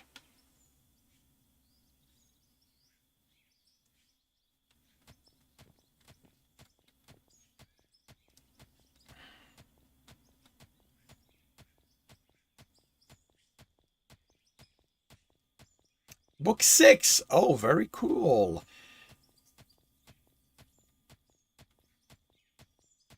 Why do I keep forgetting the title? The anecdotes of the artistocracy. There we go. And it's not artistocracy that I forget. I always remember that's in the title. It's anecdotes that I keep forgetting is in the title.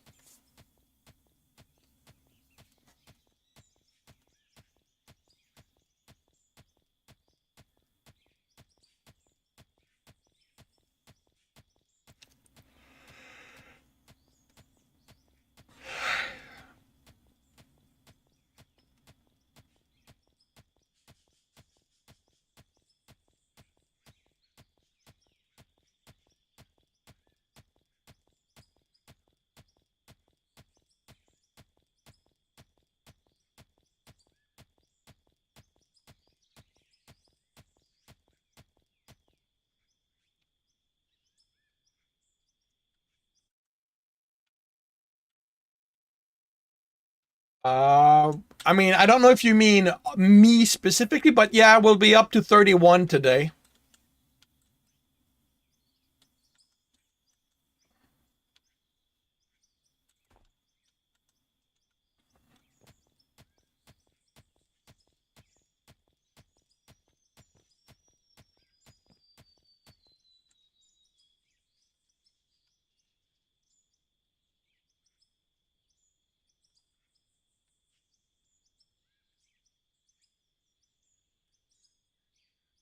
Oh, right. I can do that.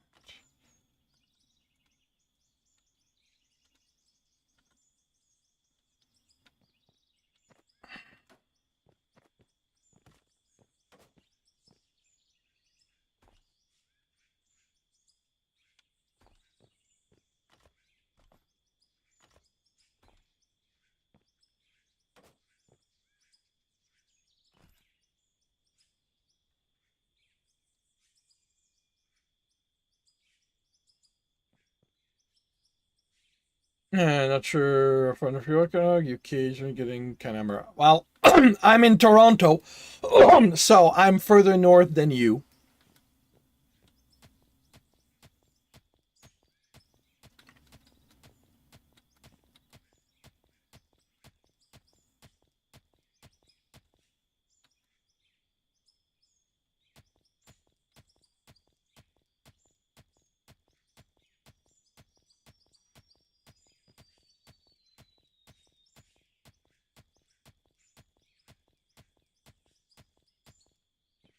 Yep.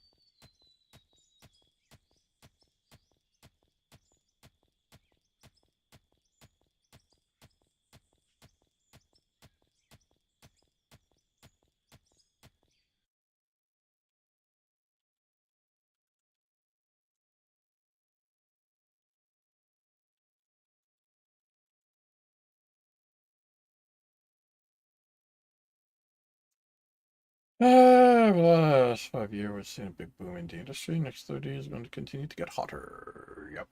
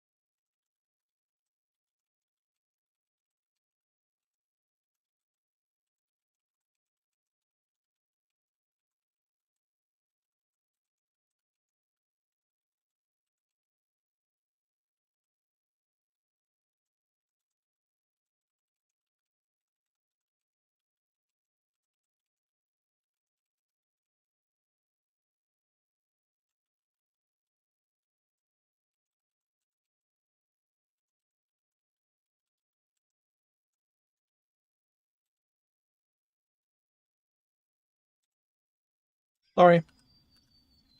Added a suggestion to the game regarding cement.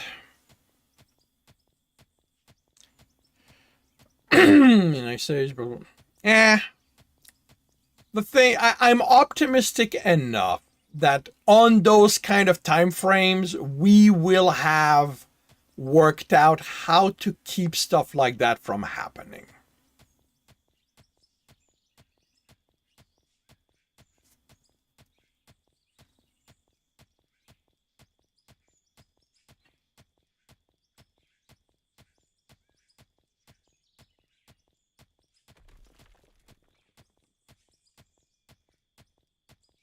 Yeah, I know. I almost never comment. It's telling of of what I think of a game, how a game pulls me in.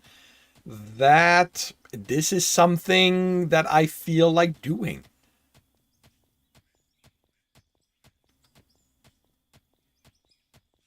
That I think the game deserves me commenting on it. I don't want to.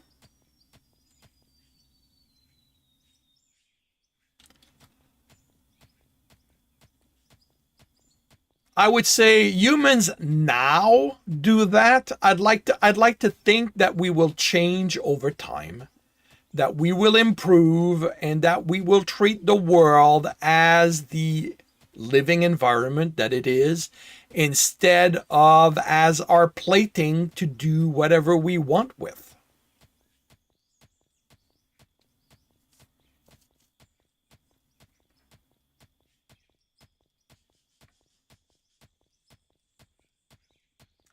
Looking to write. Alrighty. Speaking. Okay, I've got time. Good. Enjoy your writing, James.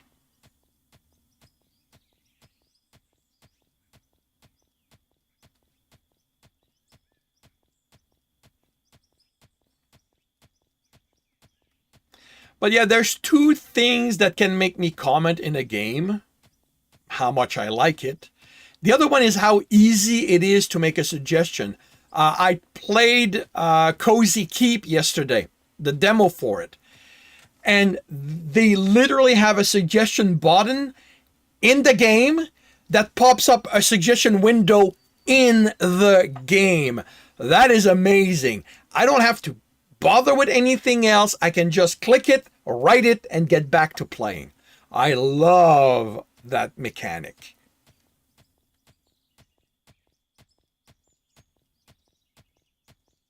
Okay, I've now that must have been after I stopped playing it. I don't recall that mechanic being there while I played it. I may also have missed it.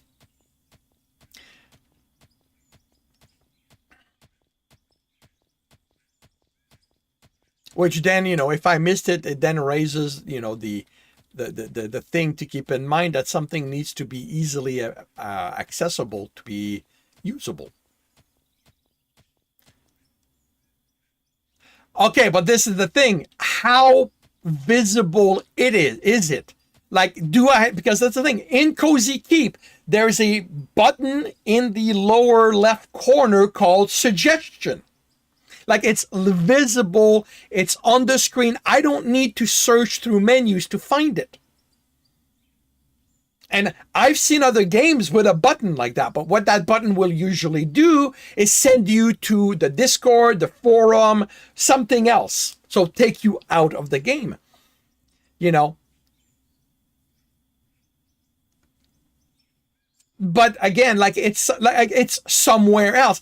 I don't go looking for these buttons myself. Like, I'm not that kind of player. If the game does not make the button obvious, I'm gonna miss it. When I hit escape, I'm looking for something very specific at that point. Most probably the bleeping settings, because I need to change them again. But again, like this is not me saying, the other games are bad for doing that. It's just that Cozy Keep was the first time that I saw that.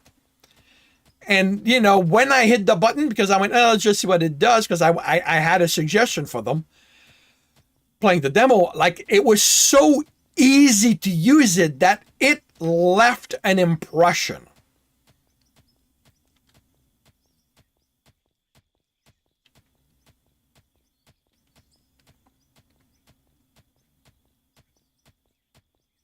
And, that is good.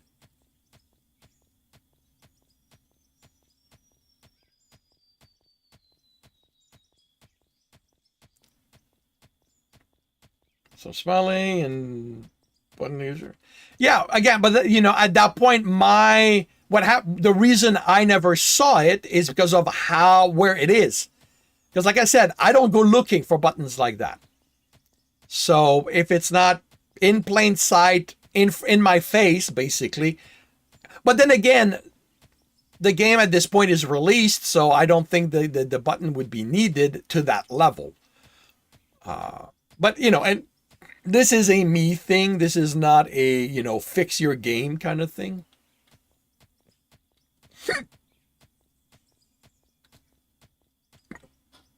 All right.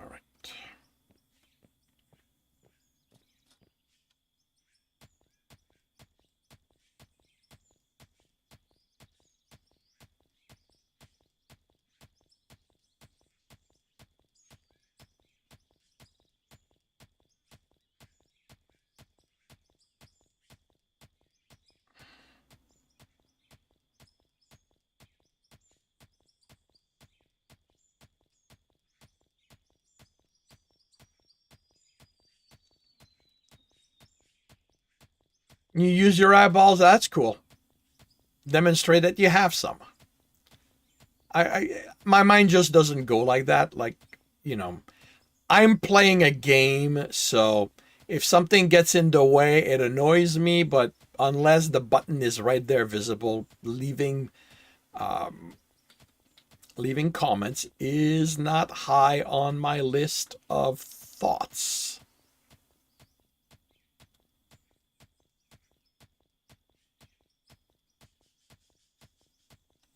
Freezing to apologize to each other for having hiccups. No. What we need to do is not pay attention to it. It's something that happens, so it happens. Who cares?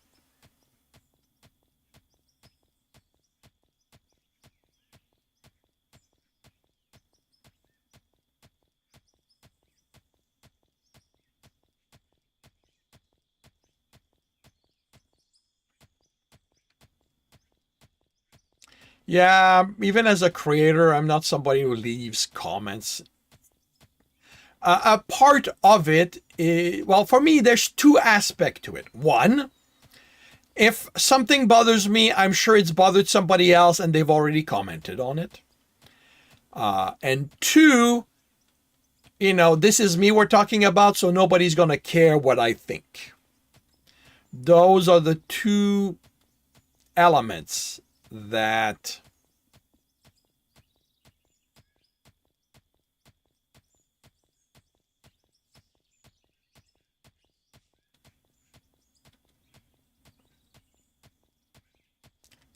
lead to me not really leaving comments on games, on stuff. Even reviews for books, which, being a writer, I have a certain level of qualification to leave. I don't bother. I find it very hard to bother. You hate hiccups? You want people to wish injury on your local DT for allowing them to exist. You care what I think? Well, that makes you the exception.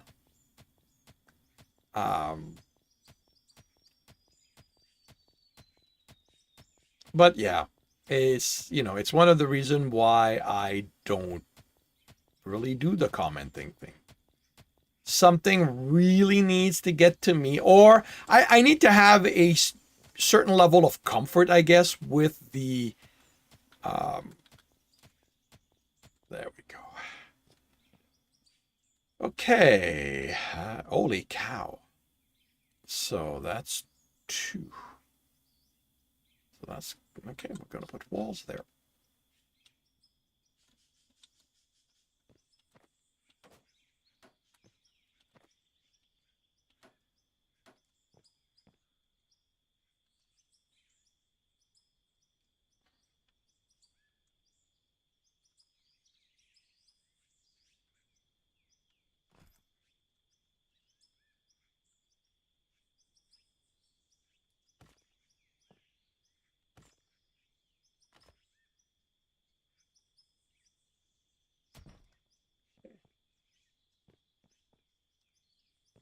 All right. I got lots of concrete. Did I do everything? Yeah. But show notebook. Try to put down some ideas. Yes, at least like a sleep. And fatigue can make something good. Yes, taking notes is always a good idea. Okay, you know what? Now that I've got concrete, I think I'm going to make so not concrete, charcoal, coal. I think I'm going to make steel by hand, so that I get a good number, a good amount of it. Alrighty, enjoy. What do I need for steel? Do I need iron bars or steel? I need iron bars. Well, I've got iron bars, so I can.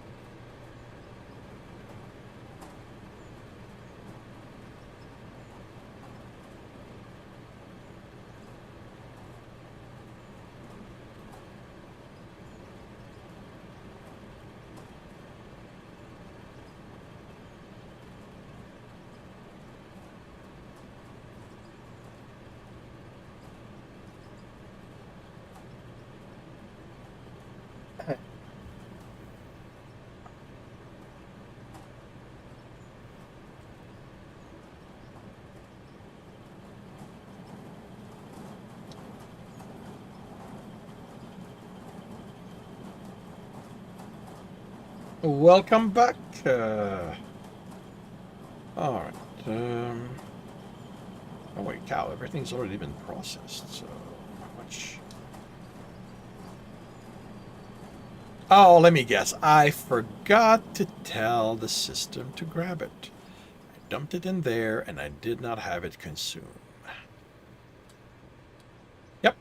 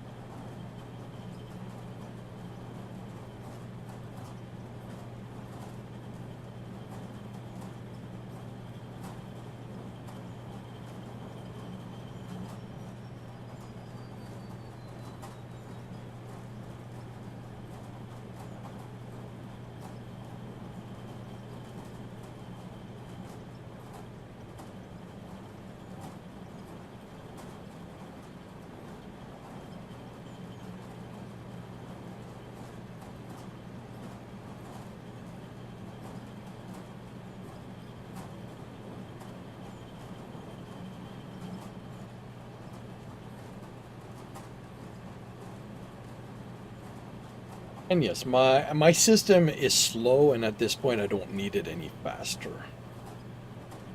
The way I play, I don't know if I'll ever need to speed it up.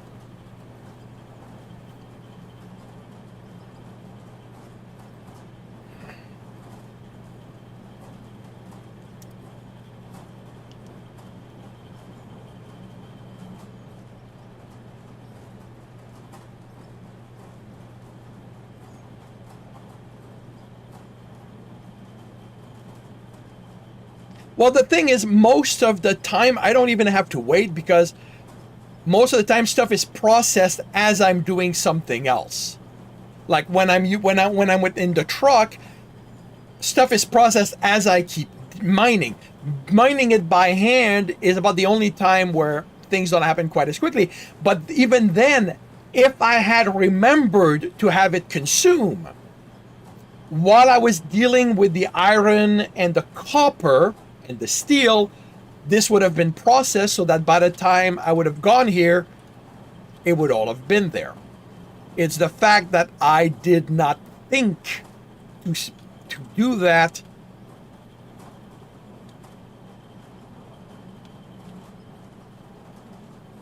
that led to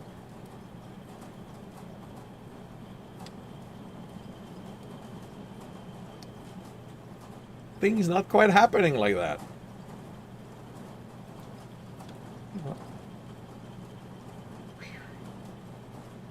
And I've got no cement there, so. All right, gonna go in the truck.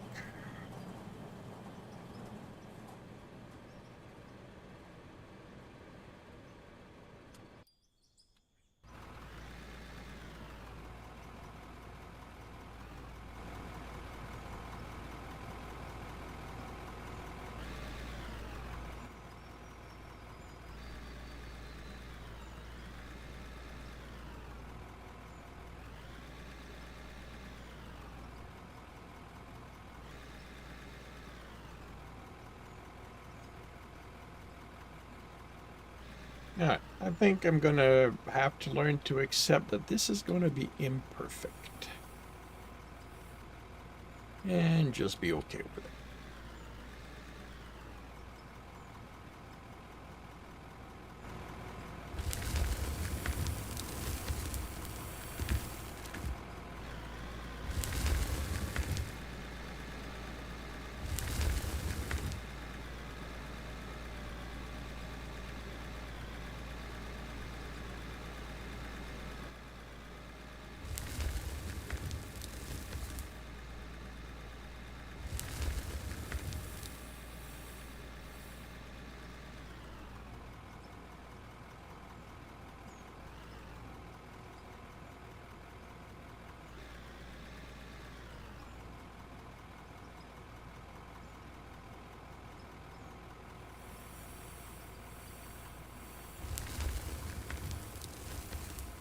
kind of figured that unless you're playing with multiplayer or you are very efficient as a miner, probably don't really need much in the way of speed for the system.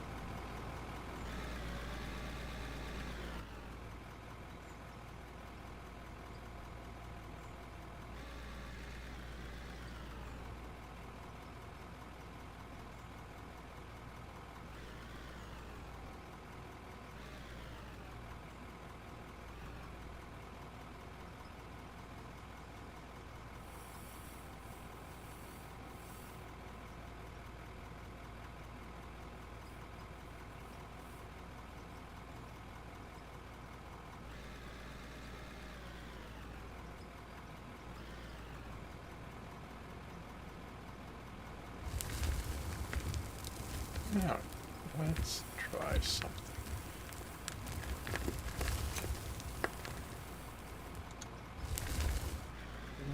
If I scrape the ceiling.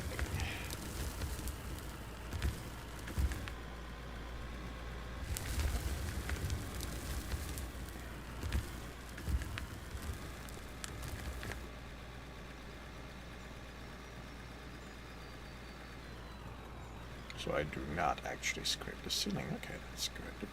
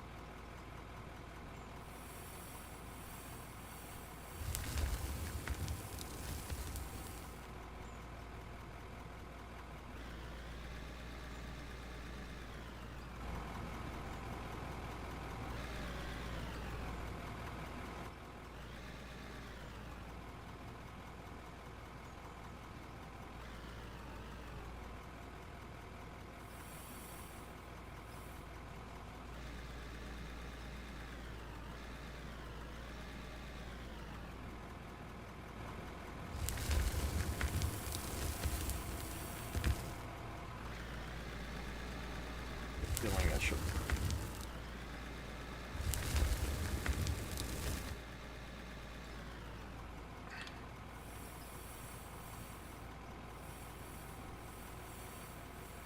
Come on. Oh, right. I can't do it. Actually, maybe I can. Go to the max. So I want minus 700. Oh, minus 300. Okay, that's even easier.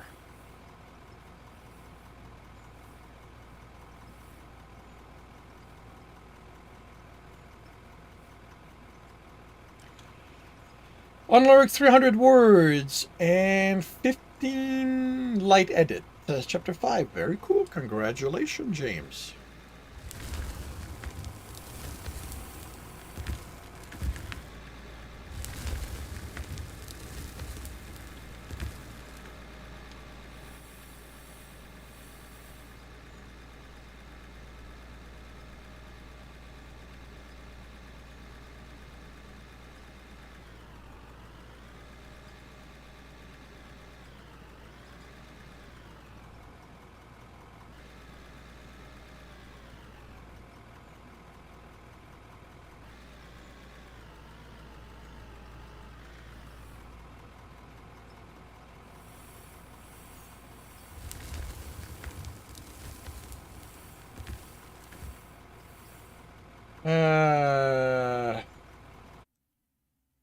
Unlurk message.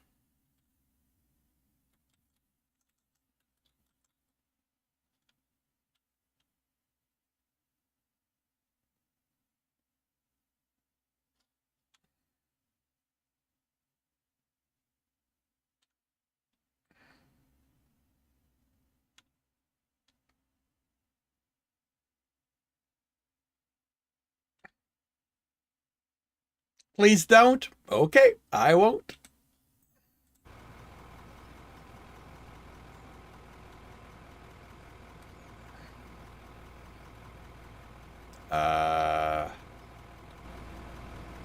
Okay. Oh, right. That's why.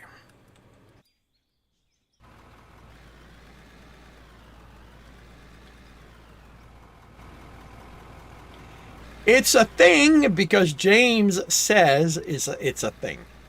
Otherwise, it's a mistake.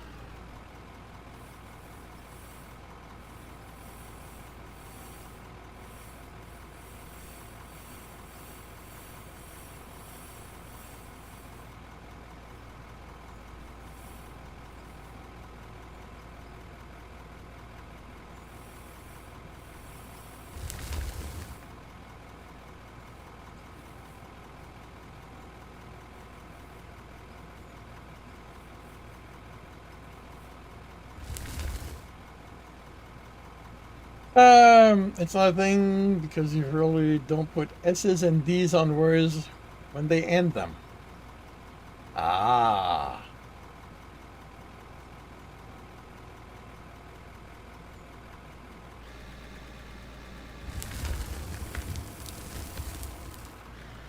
Okay, maybe I should clean up the ground first then.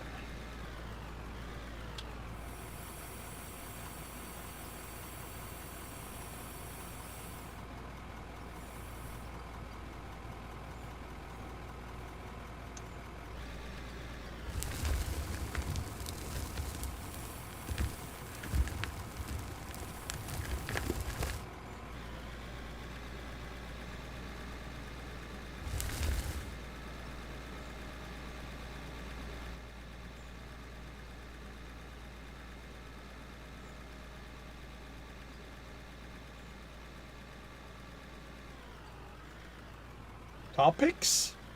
Should topics always have an S or only in plural?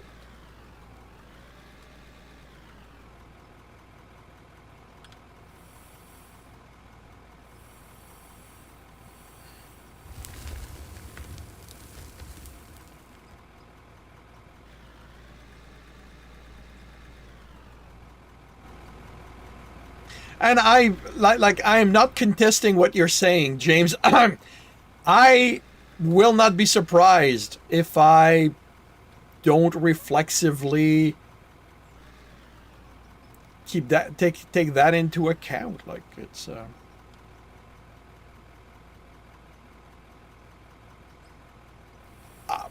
yeah, okay, cool.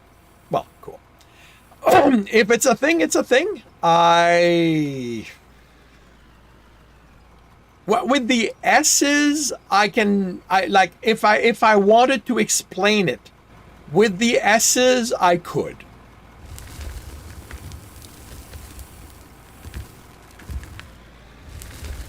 Because in French, an S at the end of a word does not get pronounced. And I often reflexively default to French pronunciation, even with English words. You can ask the non existent H about that.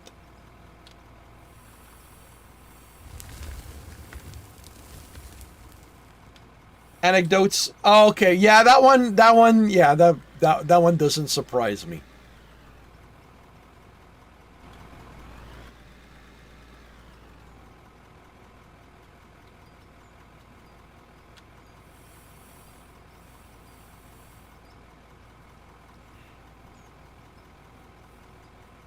That one doesn't surprise me because I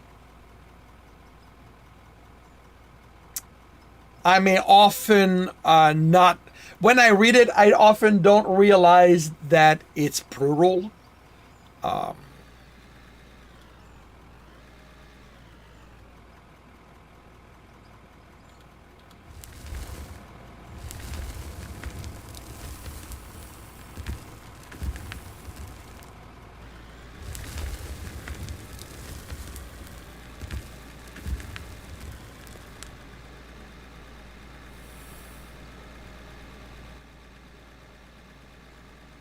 because the in and of itself does not indicate if it's going to be plural or not.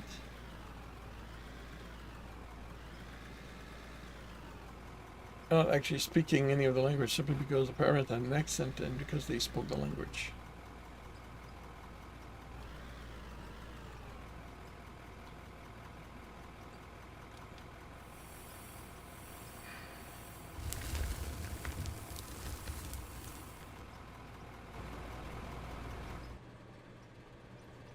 Let's see. Herbs. Yeah. Herbs. I'm not American, but I have learned most of my English from American television.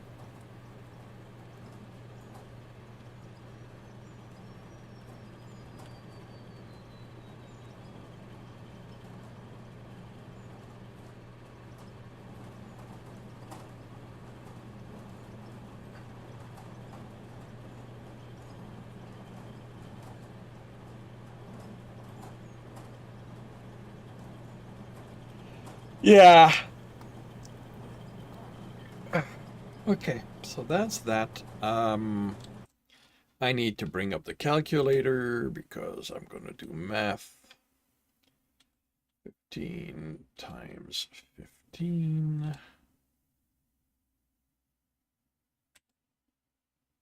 13 times 13.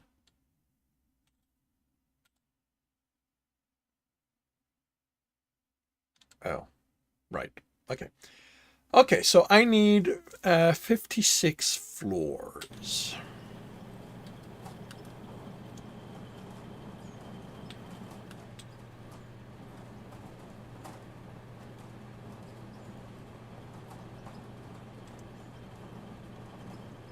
$56. So that is 224. Well, let's get you started.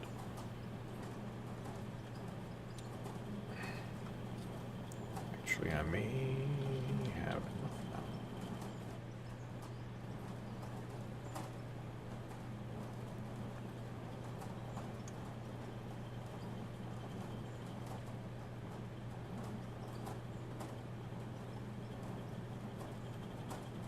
There we go.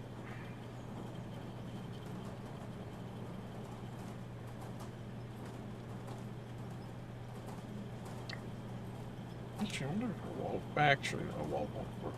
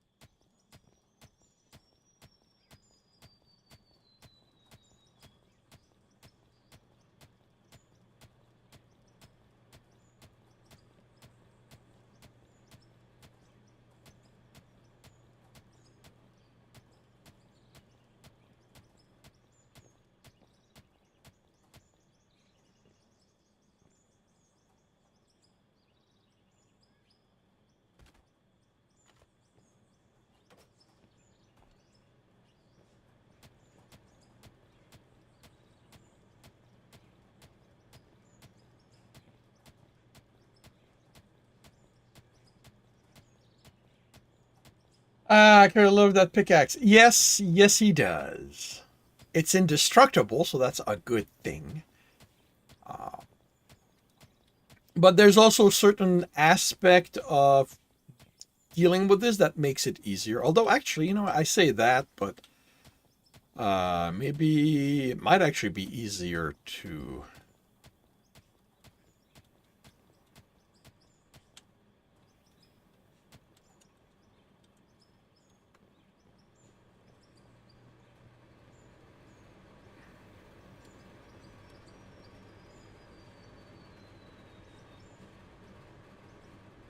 Let me grab the next block and see if this would actually be easier with the loader.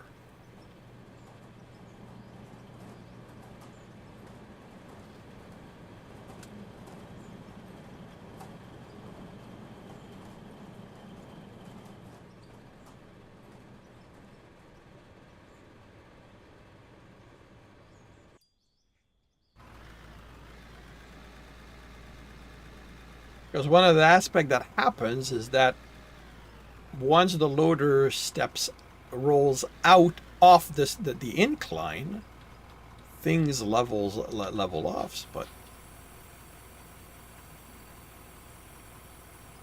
here's the thing: if I set you up here,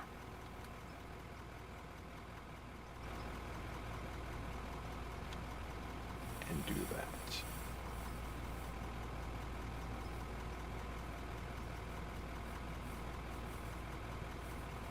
Ah, that's part of it. Okay, that's part of what happens is that by making it flat, as soon as I go off the ramp, it starts flattening. Of course, yeah, that makes sense.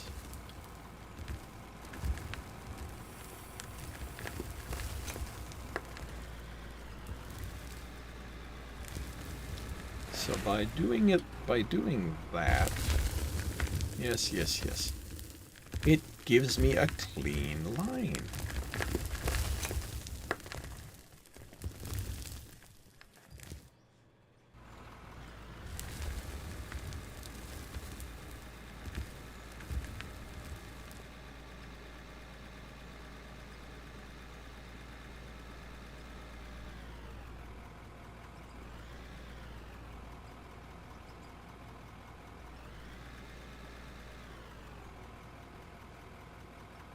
Let's see what happens.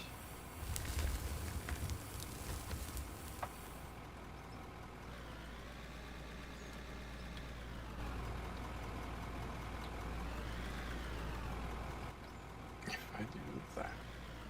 Let's go center-ish.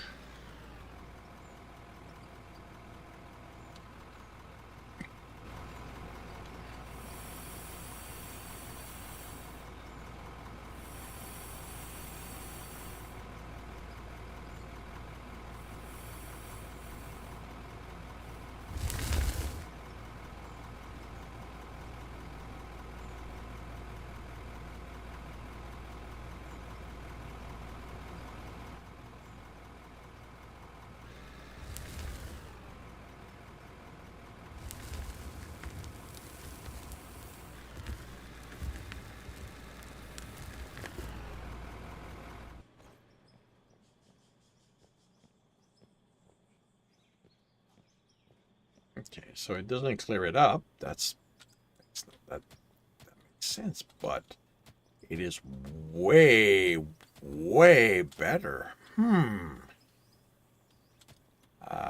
I will have to experiment with that when I get back. That might be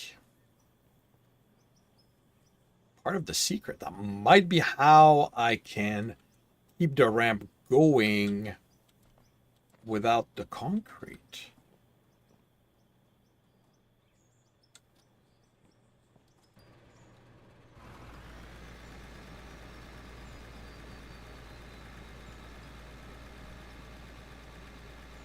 Life over there, but yeah, well.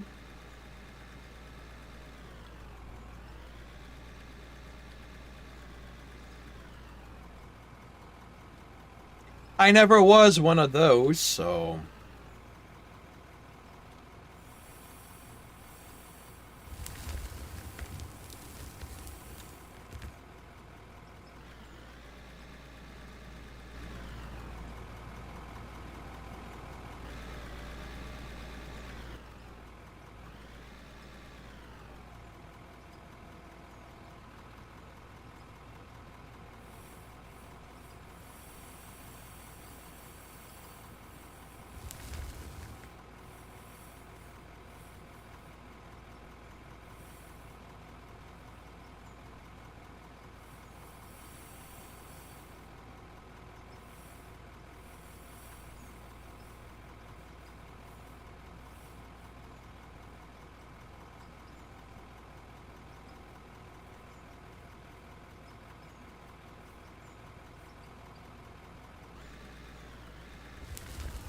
Oh, okay. So that's okay. So the red line is not purely in relation to my bucket, it's in relation to the world. Okay, that's a little less useful.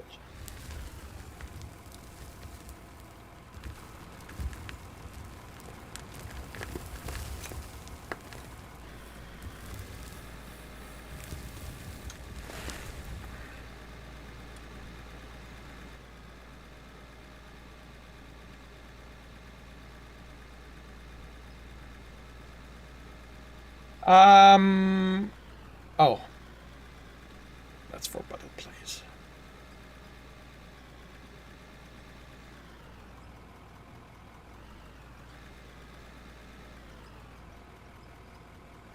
You like the sound of my truck working hard instead of working easy?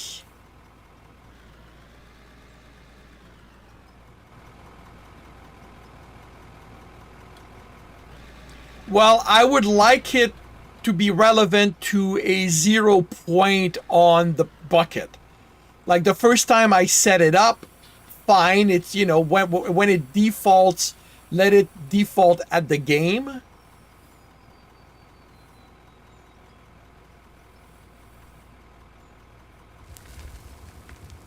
But I would like it to, you know, when I set up the incline, like here, like I would like it to be, buddy.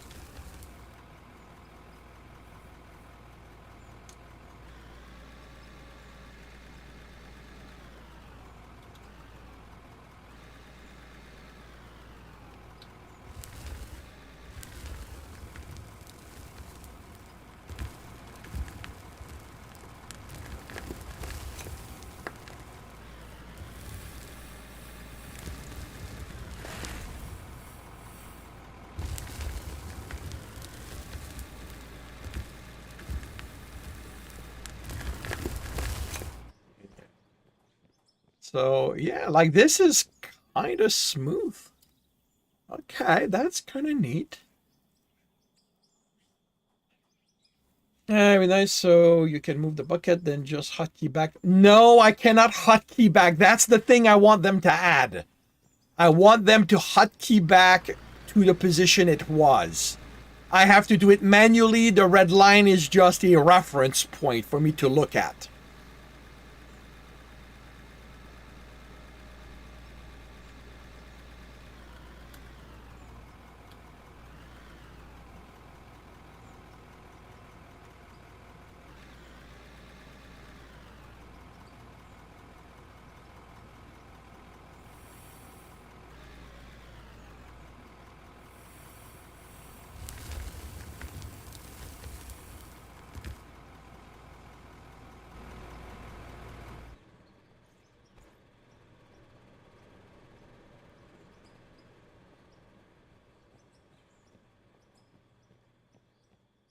But yeah, like if I can manage that, that is a nice. Yeah, that's gonna be nice. If I can manage that, that's gonna be nice. Let's get this in the system.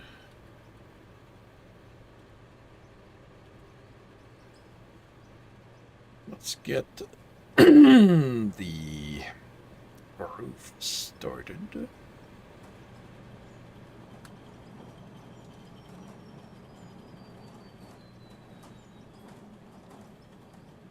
So I need 56.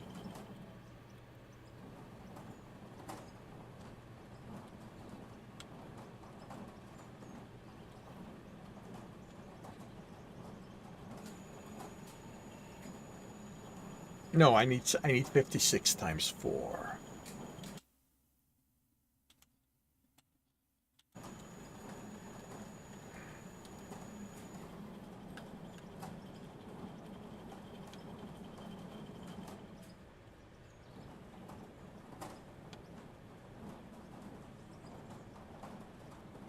This case, because I already have one.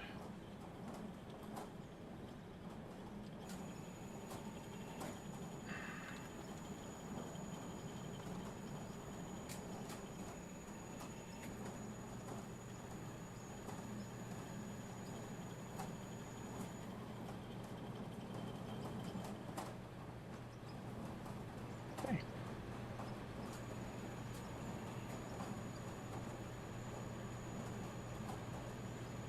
Really, that's all I've got left. Okay, but I didn't make my 56 floors.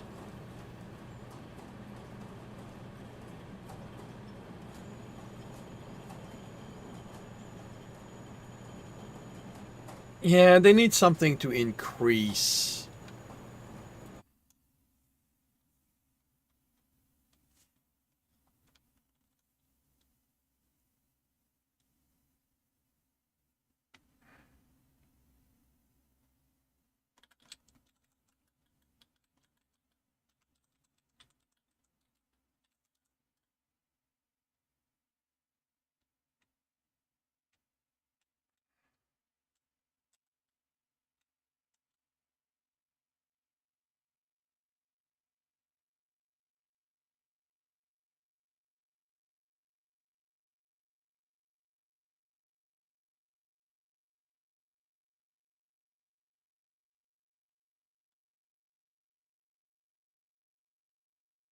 Okay, you know what? I can see the guy's argument.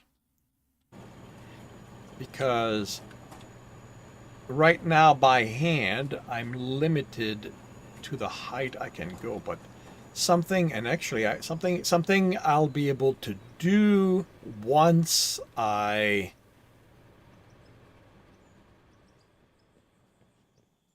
and actually something I could do right now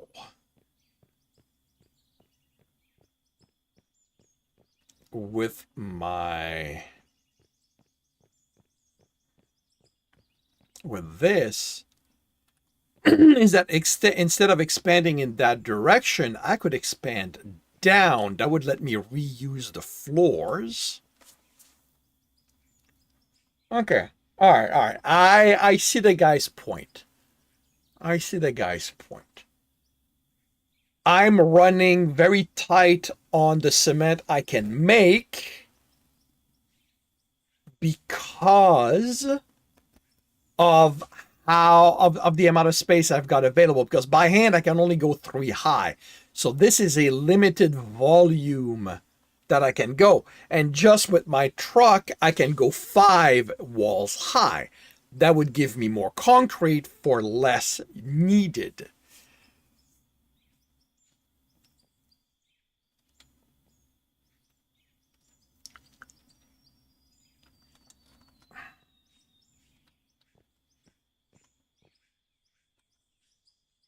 So if I were to make myself a stairwell going up, I could mine on top here. Then all I...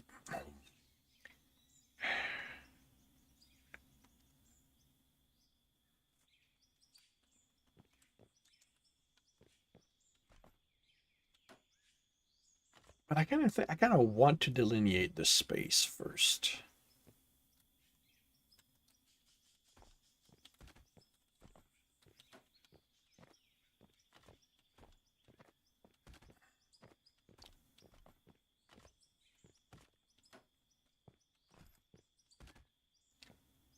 I'm going to try nap. Okay. Well, I'm about to head offline. I've got a meeting in a bit, so.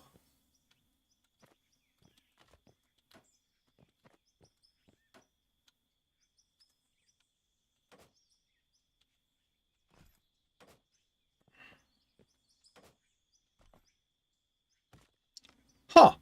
How the hell did I not mind that?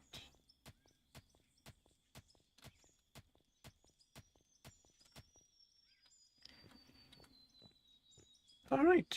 Okay. Right, that's the added wall.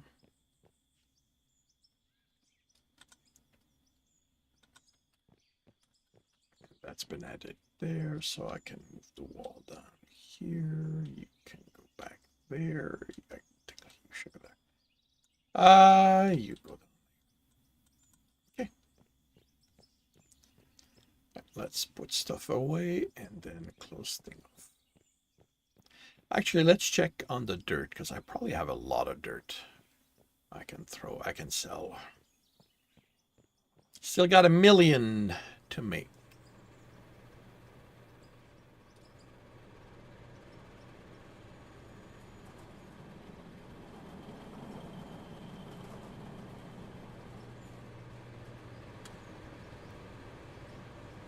I should start here.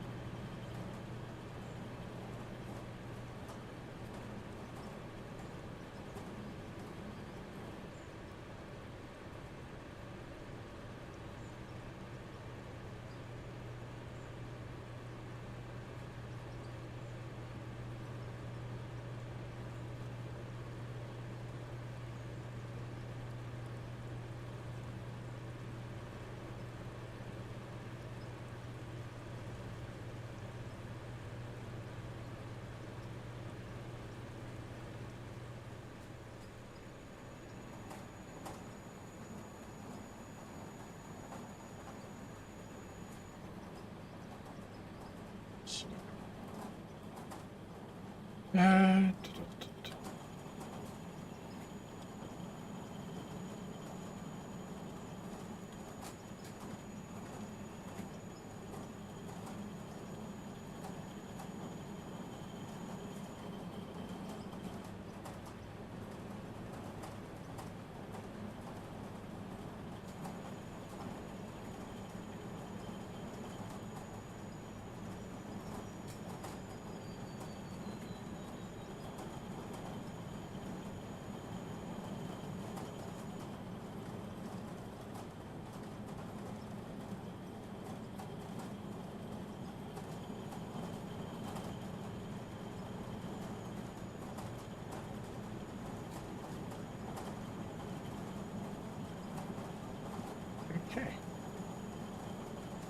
Let's confirm that there's no gravel left.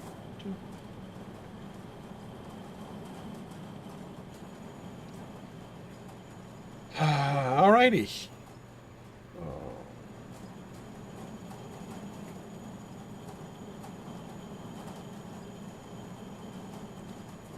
Yep. I'm going to call it a stream. So thank you very much, everyone, for dropping by and keeping me company. Thank you, Scorp, on YouTube. Thank you, Buddy Plays. Thank you, James. Thank you. Anyone else I may have missed? Oh, Sewolf. And anyone else I may have missed. I will be back in probably 9:30. Let's say probably about an hour and a half. I'll probably be back for more out of ore. So I hope to see you then. If I do not, I hope you have a good weekend, a good week when it arrives, and I will see you when I see you.